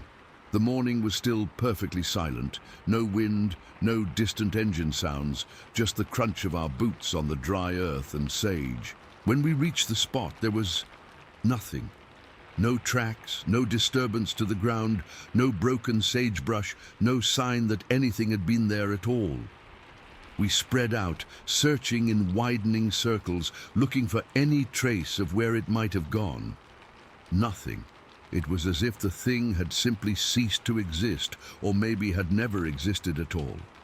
Except that both my cousin and I had seen it, described it the same way, and both felt the same unnerving wrongness about it. After about 20 minutes of searching fruitlessly, we decided to continue with our planned hunt. We drove the rest of the way up the gulch to our intended parking spot, geared up, and began hiking up to the ridge where we planned to spend the day hunting. But the experience had cast a shadow over the day. As we hiked, I kept scanning the landscape, looking for that black, necklace figure, half expecting to see it watching us from behind a tree or rock. The feeling of being watched never left me that day. Every time I crested a small rise or rounded a stand of trees, I'd pause and look carefully around, sure that I would catch a glimpse of that thing observing us from a distance. My cousin was doing the same thing. I could see it in the way he moved, the way he kept checking over his shoulder, the way his eyes scanned the tree lines and ridges. We spent the entire day on that mountain, from early morning until the light began to fade around 5 in the afternoon. We didn't see the figure again, but we also didn't see a single deer, elk, or even a squirrel. The forest felt empty, abandoned, as if all the normal wildlife had cleared out. The only sounds were the occasional raven calling in the distance and the whisper of our own movement through the brush. Neither of us mentioned the figure again while we were out there. It was like we had an unspoken agreement not to discuss it until we were off the mountain. But it was there between us all day, an invisible presence that colored every moment, every sound, every shadow. When we finally made it back to the truck as the light was fading, I felt a relief so profound it was almost physical. Getting into the cab, closing the door, hearing the engine start, these simple actions carried a weight of safety I'd never associated with them before. On the drive back to Virginia City, my cousin finally broke the silence. "What do you think that was?" I didn't have an answer then, and I don't have one now, 43 years later. What I do know is that whatever we saw that morning wasn't any known animal native to the Montana wilderness. It moved, or rather disappeared, in a way that defied normal physical limitations. And most unsettling of all, it behaved with what seemed like calculated intelligence. That's what has stayed with me all these years. Not just the strangeness of its appearance, but the deliberate nature of its behavior. The way it had positioned itself to blend in with the landscape. The way it had remained so perfectly still until the exact moment our attention was diverted. The way it vanished without leaving a single trace. This wasn't an animal reacting on instinct. This was something that knew exactly what it was doing, hiding in plain sight, waiting for us to pass, and then disappearing with a skill that seemed impossible. It understood concealment not as simply hiding behind something, but as becoming part of the environment itself. It understood the limits of human perception and exactly how to exploit them. In the years since, I've occasionally tried to research what we might have seen. I've read accounts of Bigfoot or Sasquatch sightings, but most descriptions don't match what we saw. They typically describe tall, hair-covered humanoids moving through forests, not a necklace black figure crouched motionless in open sagebrush. The closest parallels I've found are in some Native American legends of shapeshifters or trickster spirits that can appear and disappear at will. I've spent countless hours in those same mountains since that day. I still hunt, still hike, still love the wilderness, but I've never again seen anything like what we encountered that October morning.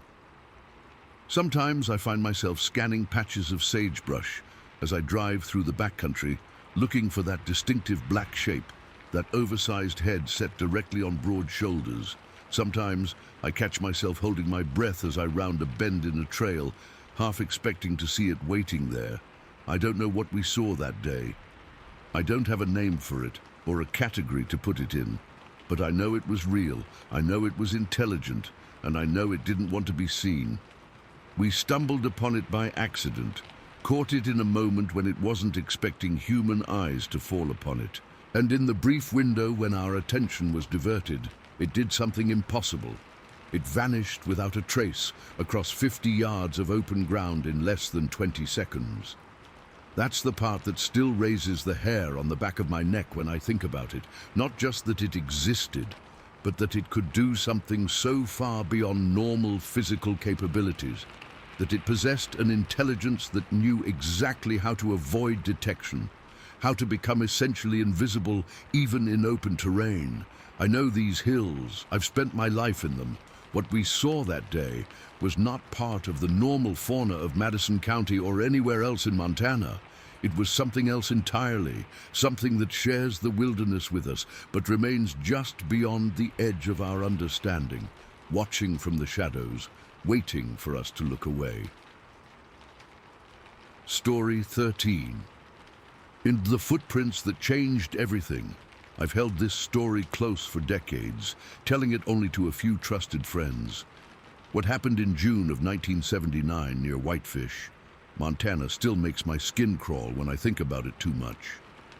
I was 27 then, an avid hiker who'd spent most of my life exploring the wilderness areas around western Montana. I thought I knew those woods, those mountains. I was wrong. That day started like any other weekend trek. My friend and I had planned a day hike along one of the smaller tributaries that feed into the Whitefish River. It was a beautiful early summer morning, probably around 65 degrees, with that perfect Montana blue sky stretching endlessly overhead, the kind of day that makes you glad to be alive and out in nature. We'd parked at a small pullout off a Forest Service road and hiked about 2 miles in, following the stream as it wound through a mix of pine forest and small meadows. Nothing remarkable about the first part of our hike, just the usual Montana backcountry experience. Birds singing, the occasional rustling in the underbrush from small animals, the constant gentle sound of the stream beside us. Around mid-morning, maybe 10:30 or so, we came to a wider section of the stream where the water slowed and spread out, creating a small sandy beach on one side. A perfect spot for a break. We dropped our packs and sat down on some rocks, pulling out water bottles and granola bars. That's when my friend noticed something odd on the sandbar just upstream from where we were sitting. At first glance, it looked like someone had been digging in the sand, maybe kids playing or someone looking for fishing bait. But as we walked closer to investigate, I felt the first cold prickle of unease run down my spine. What we were looking at weren't random holes or disturbances in the sand. They were footprints. 3 perfect, distinct impressions pressed deep into the wet sand at the edge of the water. But these weren't human footprints, at least not from any human I'd ever encountered. They were enormous, each one about 17 inches long and 9 inches wide at the ball of the foot. 5 toes were clearly visible on each print, arranged similar to a human foot, but proportionally different. The stride between them was massive, measuring almost 5 feet from the heel of one print to the heel of the next. We stood there in silence for several minutes, just staring, the implications of what we were seeing slowly sinking in. Whatever had left these prints was bipedal, walking on 2 legs like a human, but it was far larger than any person could possibly be, and the depth of the impressions in the sand suggested tremendous weight. "That can't be real," my friend finally said, his voice oddly tight. "Someone's playing a joke." But we both knew that wasn't true. We were miles from the nearest road, in an area rarely visited except by dedicated hikers and anglers. And these weren't crudely fabricated fake prints. They showed the natural compression you'd expect from something heavy walking across sand, deeper at the heel and ball of the foot, with clear toe impressions. The edges were crisp and undisturbed. These were real footprints made recently, probably early that morning, judging by the lack of debris in them and the fact that they hadn't been washed away by the gentle lapping of the stream. We followed the direction of the tracks. After the 3 clear prints on the sandbar, the trail continued onto a stretch of small river rocks and gravel. The impressions were less distinct here, but still visible, areas where the rocks had been pressed down into the softer earth beneath, creating subtle depressions that formed a clear line. The stride remained consistent, those impossible 5-foot steps that no human could make. The trail led away from the stream, up a slight embankment, and into a small meadow beyond. In the softer earth at the edge of the meadow, we found several more clear prints before they disappeared into the taller grass. Whatever had made them was heading toward a larger pasture that stretched for about half a mile before reaching the tree line. We stood at the edge of the meadow, suddenly reluctant to follow the tracks any further. The morning no longer seemed bright and welcoming. The forest around us felt different now, charged with a new awareness. Something large, impossibly large, had walked this same path just hours before us. Something that, by all rational standards, shouldn't exist. "We should call someone," I said, trying to keep my voice steady. "The ranger station or the police." My friend nodded, clearly as unsettled as I was. We marked the location as best we could, taking detailed notes of landmarks so we could find it again, and hiked back to our car much faster than we'd come in. We drove straight to the Whitefish police station. I still remember the skeptical look on the desk officer's face as we tried to explain what we'd found. He clearly thought we were either pranking him or had been drinking, despite it being barely past noon. But something in our demeanor must have convinced him we were serious, because he eventually made a call to someone else in the department. To our surprise, they didn't dismiss us. Instead, they asked us to wait while they contacted a Forest Service ranger and someone from Montana Fish, Wildlife and Parks. About an hour later, we were leading a small convoy back to the trailhead. A police officer, a forest ranger, and a wildlife agent, all in separate vehicles. The hike back to the stream seemed to take forever. I kept wondering if the prints would still be there, or if we'd imagined the whole thing. Part of me almost hoped they'd be gone, that we could all laugh it off and return to a world where things made sense.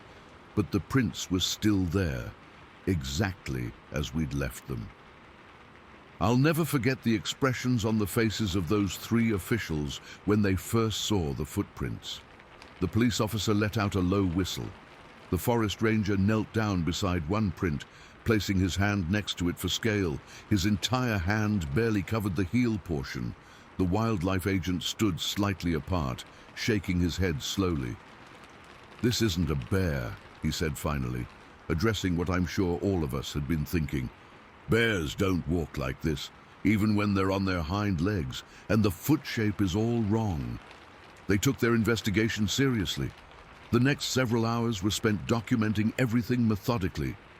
They measured each print, photographed them from multiple angles, and made plaster casts of the clearest ones. They used a tape measure to record the stride length and examined the surrounding area for any other signs. Broken branches, hair samples, anything that might provide additional evidence. They found nothing except those footprints. The wildlife agent, who had been mostly quiet during the documentation process, finally spoke up as they were packing their equipment. "Whatever made these weigh at least 700 pounds, based on the depth of the impressions and the consistency of the soil. Probably more. 700 pounds, walking on two legs, with a 5-foot stride. The forest ranger mentioned that they would send the plaster casts and photographs to the University of Montana for analysis. I gave them my contact information, asking them to let me know if they discovered anything. They promised they would, but I never heard from any of them again. While the officials were busy with their measurements and photographs, I found myself standing between two of the prints, staring at the space between them. I tried to imagine the legs that could make such a stride, how long they would need to be, how powerful the muscles would have to be to propel a 700-pound body forward with such efficiency. I tried to picture the creature itself. How tall would it have to be to match those proportions? My mind kept searching for alternative explanations. Maybe it was an elaborate hoax. But who would go to the trouble of creating such perfect prints miles from any road? And how would they make the consistent impressions in the gravel beyond the sandbar? Maybe it was some kind of deformity, a person with gigantic feet. But no human could make a 5-foot stride or weigh 700 pounds while still moving with the obvious agility these prints demonstrated. The wildlife agent addressed these thoughts as if reading my mind. "There's no drag mark," he pointed out, indicating the clear spaces between the prints. Whatever made these didn't shuffle or struggle. It walked with a natural gait, lifting its feet clear of the ground with each step. And there's no sign of a bear that might have been swimming and then walked out here, no indication of someone on stilts or with artificial feet. That's when the full impact hit me. To cover that stride, with that weight, moving with that evident ease, the thing that made these prints had to exist. It was out there right now, moving through the same wilderness where we hiked and camped and fished, and judging by the direction of the tracks, my friend and I had been walking the same path it had taken, potentially following it deeper into the forest. We finally left the site in the late afternoon. The officials had their evidence, and none of us were eager to stay in the area as the day began to wane. The hike back to the trailhead was tense. All 5 of us constantly scanning the forest around us, jumping at every snapped twig or rustling bush. No one spoke much. What was there to say? We'd all seen something that defied conventional explanation. I never went back to that specific trail again. For months afterward, I stayed out of the backcountry entirely, sticking to popular, well-traveled paths when I did hike. The experience had fundamentally shifted something in my perception of the wilderness I thought I knew so well. I checked newspapers in the weeks that followed, expecting some mention of the incident. There was nothing. I called the Whitefish police station once asking about the investigation and was politely but firmly told that they had no information to share. It was as if the whole thing had been quietly filed away and forgotten. Over the years, I've occasionally mentioned the experience to people I trust. Some believe me, some clearly don't. I've read accounts of similar findings across the Pacific Northwest. Large, humanoid footprints found in remote areas, often near water sources. Some reports describe prints identical to what we found. The same approximate size, the same 5-toe pattern, the same impossible stride length. The scientific part of my brain still seeks a rational explanation, but the part of me that stood there that day, staring at those massive footprints pressed into the sand, knows what I saw. Something walked through those woods that shouldn't exist according to conventional zoology. Something large, heavy, and bipedal. Something that moved with purpose and confidence through a landscape it clearly knew well. What haunts me most isn't just the physical evidence we found. It's the mathematical certainty of what those prints implied. The precise, measurable proof that something beyond our understanding was sharing the wilderness with us. The realization that while my friend and I had been following its trail, it may have been aware of us the entire time, watching from the forest as we documented its passing. I still hike in Montana, still love the mountains and forests, But I never moved through the wilderness with the same carefree attitude I once had, always aware now that the emptiness around me may not be empty at all, that something may be watching from just beyond the trees, something that can cover 5 feet in a single stride and leave 17-inch footprints in its wake. Sometimes, when I'm in a remote area and the forest goes suddenly quiet, I find myself listening intently, scanning the trees and underbrush. Not for bears or mountain lions. I know what they sound like, how they move. I'm listening for something else, something that walks upright on 2 legs, something that weighs 700 pounds but moves silently through the forest. Something that, by all the evidence I've seen with my own eyes, absolutely exists, whether science acknowledges it or not. Story 14. The roadside crossing. It's been over 40 years, but I can still see it like it happened last night. Some experiences brand themselves into your memory so deeply that time can't fade them. This is one of those. Winter of 1979 to 1980, west of Sydney, Montana, on Highway 200, heading toward Lambert. I was 34 then, driving home after visiting my sister who lived in Williston. I'd left later than planned. It was around 11:30 at night when I hit that desolate stretch of road. The temperature was brutal, somewhere around 20 below zero, the kind of cold that makes your lungs hurt just breathing it in. Snow was blowing across the highway in ghostly sheets, not falling from above, but being pushed by the wind across the blacktop, creating these eerie, snake-like patterns in my headlights. I was the only vehicle for miles. No surprise given the weather and the hour. The radio had nothing but static out there, so I was driving in silence, just the sound of my old Ford's engine and the occasional thump when the tires hit patches of packed snow. My high beams carved a tunnel of light through the darkness, catching the occasional reflector on a guardrail or mile marker. I wasn't speeding, probably doing about 45 miles per hour, which felt plenty fast enough given the conditions. The road was mostly straight there, with gentle curves following the contours of the land. I was alert but relaxed, the kind of focused calm you get into on a long drive when there's nothing much to see. That's when I noticed the guardrail ending up ahead on the right side of the road. Nothing unusual about that, just the silver-white metal glinting in my headlights, marking the edge of a small culvert or drainage ditch. As my headlights swept across the end of the guardrail, I saw movement. At first, my brain registered it as a deer, or maybe an elk about to cross the road. Wildlife crossings are common in Montana, and my foot instinctively moved toward the brake pedal. But something felt off immediately. The shape wasn't right. It was too vertical, too upright, and it was moving with a deliberate, controlled pace that no 4-legged animal would use. As the figure stepped fully onto the shoulder of the road, my headlights illuminated it clearly, and I felt a cold shock of recognition mixed with disbelief. What I was seeing simply shouldn't exist. It was humanoid, walking fully upright on 2 legs, standing around 6 feet tall, maybe a bit more, but it wasn't human, not even close. The body was covered entirely in hair or fur, a mixture of colors that seemed to graduate from darker near the skin to lighter at the tips, giving it an almost frosted appearance in the harsh light of my high beams. The overall color was a sandy brown, but with those lighter tips that almost glowed when the light hit them right. What struck me most was the musculature. This wasn't some shaggy, shapeless thing. Beneath the hair, I could clearly see defined muscles, powerful shoulders, a broad chest, strong-looking limbs.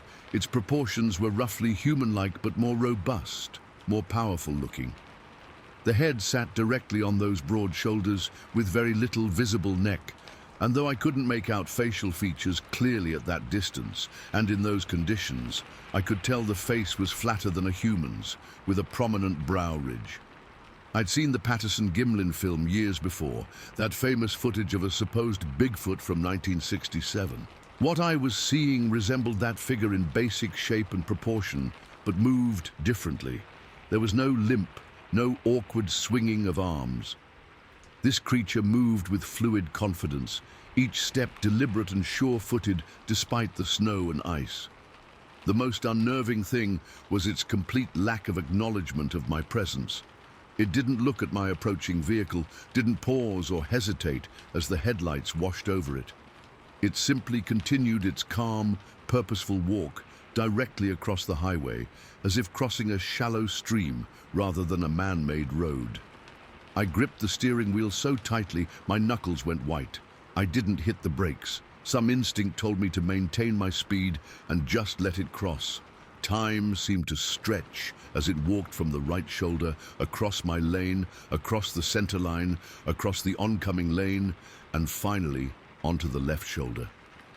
The entire crossing took maybe 5 or 6 seconds, but it felt like minutes. As it reached the far side of the road, it continued without pausing, heading north into the darkness beyond my headlights' reach. No hurry, no concern, just that same measured pace. I watched in my rearview mirror until the shape disappeared completely into the blackness. Only then did I realize I'd been holding my breath. I exhaled shakily, my heart pounding in my chest. My first coherent thought was, "What the hell was that?" Followed immediately by, "No one is ever going to believe this." I drove the remaining miles to my home in a state of shock, my mind racing to make sense of what I'd seen. It wasn't a person in a costume. No one would be out there in those temperatures playing pranks on a deserted highway. The movement was too natural, too fluid, and the muscles I'd seen weren't padding or fake. They flexed and shifted with each step in a way that couldn't be imitated. It wasn't a bear walking on hind legs. I've seen that plenty of times living in Montana, and bears look awkward and unsteady when they do it, nothing like the confident stride I'd witnessed. Besides, no bear would be active in those temperatures. They'd be deep in hibernation. When I finally pulled into my driveway, I sat in the car for a long time, engine running, heater blasting, trying to process what I'd experienced. Part of me wanted to tell someone immediately, but who would I call at midnight to say I'd just seen a Bigfoot crossing Highway 200? I'd sound crazy or drunk or both. I barely slept that night. Every time I closed my eyes, I saw that figure calmly striding across the road, illuminated in my headlights, moving with that unsettling purposefulness. By morning, I'd almost convinced myself it had been some kind of hallucination brought on by fatigue and the hypnotic effect of snow blowing across the road. Almost, but not quite. I knew what I'd seen. I considered driving back to the spot to look for tracks. The weather had been cold enough that any prints in the snow would likely still be there. But something stopped me. A mixture of fear and the certainty that finding physical evidence would force me to fully accept the reality of what I'd encountered. It was easier, safer, to let a thin veil of doubt remain. So I didn't go back. I didn't report it to anyone official. I didn't even tell my wife the full story right away, just mentioned seeing something strange on the drive home. Over the following weeks, I found myself watching the local papers for any mention of unusual sightings or tracks found along that stretch of highway. Nothing appeared. Life in eastern Montana continued as normal, as if the natural order of things hadn't been completely upended by what I'd witnessed. Eventually, I told my wife the complete story. She listened without interrupting, then simply asked if I was sure about what I'd seen. When I said yes, she nodded and said she believed me. That simple acceptance meant more than I can express. In the years since, I've occasionally shared the experience with close friends, always watching their reactions closely, always feeling that slight tension as I wait to see if they think I'm lying or crazy. Most just listen politely, clearly skeptical, but unwilling to say so directly. A few have shared their own strange experiences in return, not necessarily Bigfoot sightings, but unexplained moments that left them questioning what they thought they knew about the world. I've read accounts from others who've had similar encounters across Montana and the northern states. Many describe the same details I noticed: the confident bipedal walk, the visible musculature beneath the hair, the calm disregard for human presence. It's strangely comforting to know I'm not alone in what I've seen, though it does nothing to explain what these creatures actually are. What has stayed with me most vividly over the decades isn't just the physical appearance of the creature, though that was certainly shocking enough. It's the profound sense of displacement I felt in that moment. The sudden, gut-deep understanding that I was the intruder, not it. There was something so natural, so at home about the way it moved through that harsh winter landscape. While I was sealed in my man-made bubble of warmth and light, utterly dependent on technology to survive, this being was simply living in conditions that would kill me in hours. I was the anomaly on that road that night. I was the stranger, the visitor, the outsider encased in glass and metal and artificial light. That thing crossing the road belonged there in a way I never could, moving through a world of ice and wind and darkness with the casual confidence of something perfectly adapted to its environment. Sometimes, especially on winter nights when snow is blowing across the roads, I find myself scanning the edges of my headlights' reach, half expecting, half dreading to see that upright figure step out of the darkness again. I drive those remote highways differently now, with a heightened awareness that the emptiness around me may not be empty at all. That there might be eyes watching from the darkness, belonging to something that sees our roads as just another feature of the landscape to be crossed, our vehicles as just noisy, bright intrusions to be avoided or ignored. I don't know what I saw that night west of Sydney. I don't have a name for it that feels adequate, but I know it was real, I know it was intelligent, and I know it moved through that frigid Montana night with a belonging and purpose that made me feel like the stranger. Like I was passing through its territory, not the other way around. That's the part that still gives me chills when I think about it. Not just that this creature exists, but that it exists so completely beyond our awareness, so perfectly adapted to a world we consider hostile and uninhabitable.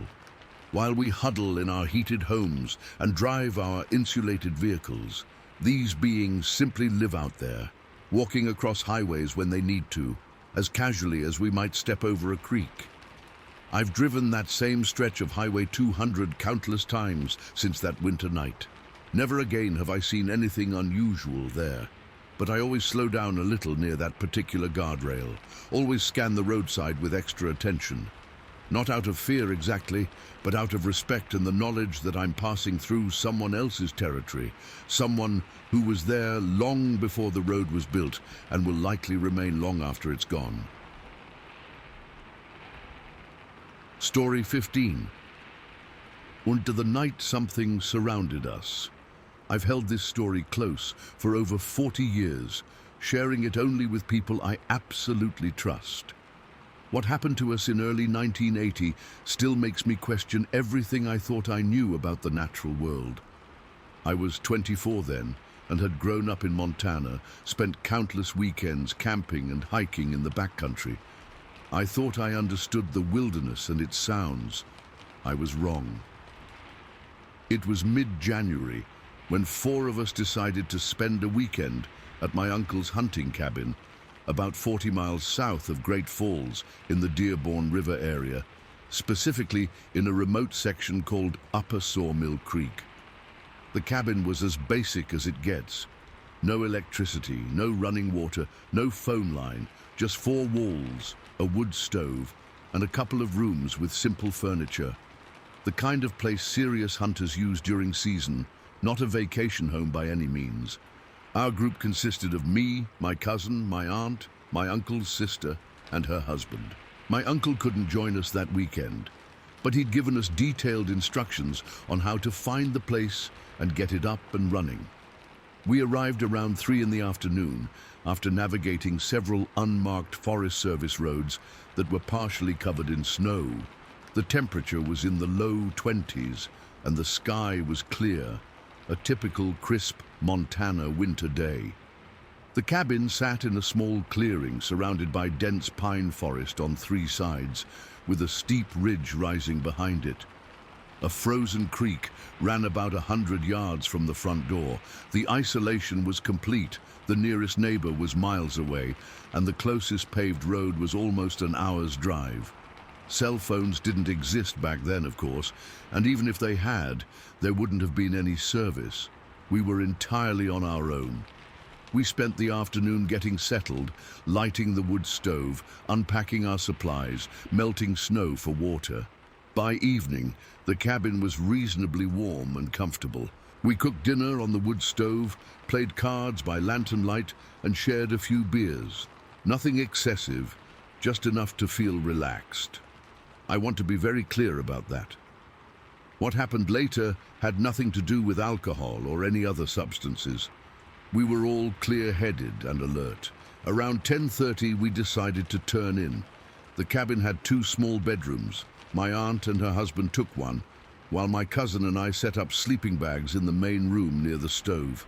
The night was absolutely silent, except for the occasional pop from the wood in the stove and the normal creaks of an old cabin settling in the cold. I fell asleep quickly but woke sometime later. I checked my watch and it was 1:17 in the morning. Something had disturbed my sleep, though I wasn't immediately sure what. I lay there in the darkness, listening, trying to identify what had woken me. That's when I first noticed the smell. It was faint at first, just a hint of something unpleasant. I assumed maybe an animal had died under the cabin or nearby, but over the next few minutes, the odor grew stronger and more distinct.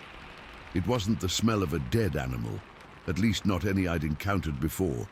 It was a heavy, putrid stench that seemed to have layers to it. The closest comparison I can make is a mixture of rancid meat, wet fur, and something else I can't even describe. Something almost chemical or acidic. The smell became so intense that I sat up in my sleeping bag, reflexively covering my nose with my hand. My cousin was awake too. I could see his silhouette as he sat up as well. "Do you smell that?" he whispered. Before I could answer, the door to the bedroom opened, and my aunt and her husband stepped out. They'd been awakened by the same overwhelming stench. We gathered in the main room, all of us noticeably disturbed by the intensity of the smell. My first thought was that maybe there was a gas leak from the propane lanterns we'd been using, but this wasn't the artificial rotten egg smell of propane. This was organic, primal, and utterly foreign. My cousin went to open a window, thinking to air out the cabin, but the moment he cracked it open, the smell rushed in even stronger, as if it was concentrated just outside. He quickly shut it again. That's when we heard the first sound. It came from the direction of the creek, a low, undulating vocalization that rose and fell in a pattern unlike anything I'd ever heard before. Not a howl, not a call, but almost like speech. Except it wasn't human speech. The sounds had a structure, a rhythm that suggested communication, but in no language any of us recognized. We all froze, listening intently. The vocalization continued for maybe 20 seconds, then stopped abruptly. The silence that followed was somehow worse than the sound had been, heavy with anticipation and dread. "Well, what was that?" my aunt's husband whispered. None of us had an answer. Then it came again, but from a different direction, now from the ridge behind the cabin. The same pattern of sounds, but slightly altered, like a response to the first call. And then a third vocalization joined in, this one from the forest to the side of the cabin. They were surrounding us. My aunt, who had an interest in wildlife recordings, had brought a small portable cassette recorder on the trip. With shaking hands, she dug it out of her bag and pressed record, holding it up toward the window. I'm so grateful she did this. Having that tape later helped validate that we hadn't imagined or exaggerated what we heard. The vocalizations continued, moving around the cabin in a pattern that seemed deliberate. They would stop completely for a few minutes, leaving us in tense silence, then start again from a new position. Sometimes they overlapped, like the creatures were communicating with each other. The sounds had distinct characteristics, some deeper, some higher pitched, but all with that same speech-like quality, that made them so unnerving. What made it even more terrifying was the way the acoustics played with the sound. The dense forest, the ridge behind us, and the cold night air created a kind of amphitheater effect. Sometimes the vocalizations seemed to come from just outside the walls. Other times, through some trick of acoustics, they sounded like they were coming from inside the cabin itself, from corners where nothing but shadows existed. The smell remained intense throughout this, sometimes surging stronger for a few minutes, then receding slightly, but never disappearing entirely. It seemed to pulse in coordination with the sounds, as if whatever was making the vocalizations was also the source of the odor. Around 3 in the morning, we heard heavy footsteps in the snow outside, deliberate, slow steps that circled the entire cabin, not the light pawing of a deer or even the heavier tread of an elk. These were bipedal steps with a rhythm that could only come from something walking on 2 legs. We could hear the snow crunching under significant weight, each footfall distinct and purposeful. None of us dared to look outside. The windows had no curtains, and we turned off our lanterns when this all began, leaving us in near total darkness except for the faint glow from the dying embers in the wood stove. Looking out would have meant pressing our faces to the glass, potentially exposing ourselves to whatever was out there. Instead, we huddled in the center of the main room, backs to each other, straining to track the movements outside by sound alone. At one point, something scraped against the outer wall of the cabin, not like claws or an animal rubbing against it, but like fingers or hands dragging deliberately across the rough wood. It moved slowly along the entire length of the wall, around the corner, and continued along the next wall, like something was feeling the structure, testing it. My aunt continued recording as much as she could, though the tape couldn't possibly capture everything we experienced. The overwhelming smell, the sensation of being surrounded, the bone-deep fear that kept us rooted in place, barely breathing. What strikes me most looking back is the sense of intelligence behind it all. This wasn't random animal behavior. The coordinated vocalizations, the deliberate movement patterns, the way they seemed to be testing our reactions. It all suggested purpose and communication. These weren't just creatures moving through the area who happened upon our cabin. They knew we were there, and they were studying us, communicating about us, perhaps even trying to communicate with us in some incomprehensible way. As the night wore on, the vocalizations began to change in character. They became more complex, with overlapping patterns and what seemed like repeated phrases. Sometimes they would mimic the exact acoustical pattern of one of our whispered comments, but with their own unsettling inflection, as if learning our speech patterns. Around 5 in the morning, as the first faint hint of dawn appeared on the horizon, the activity outside began to diminish. The vocalizations became less frequent, the footsteps more distant. By the time true daylight arrived around 7:30, everything had stopped completely. The smell lingered for a while longer, then gradually dissipated until only a faint trace remained. We were exhausted, both physically and emotionally drained from the night of terror. When we finally worked up the courage to look outside, the area around the cabin showed clear evidence of activity. Multiple tracks circled the structure, large, bipedal footprints in the snow, roughly human-shaped but much larger, with 5 distinct toe impressions. They approached from different directions and converged around the cabin, confirming what we'd heard. We had indeed been surrounded. Most disturbing of all, the tracks showed that whatever made them had stood directly beneath each window at various points during the night, presumably looking in at us. The thought of those creatures standing just inches away, separated from us only by a pane of glass, still makes my skin crawl. We packed up and left that morning, abandoning our plans for a weekend stay. The drive back to Great Falls was mostly silent, each of us lost in our own thoughts, trying to make sense of what we'd experienced. My aunt's recording captured about 40 minutes of the vocalizations, spread across several hours of that night. We've kept that tape all these years, occasionally listening to it to remind ourselves that we didn't imagine or exaggerate what happened. I've spent decades trying to find a rational explanation for what we encountered. I've researched every animal native to Montana, listened to recordings of their calls and vocalizations. Nothing matches what we heard. I've read accounts of other strange encounters in the wilderness, looking for similarities. Some come close, reports of unusual smells and sounds associated with supposed Bigfoot encounters, but none capture the coordinated, almost ritualistic nature of what surrounded our cabin that night. The terror wasn't in seeing something monstrous or unexplainable.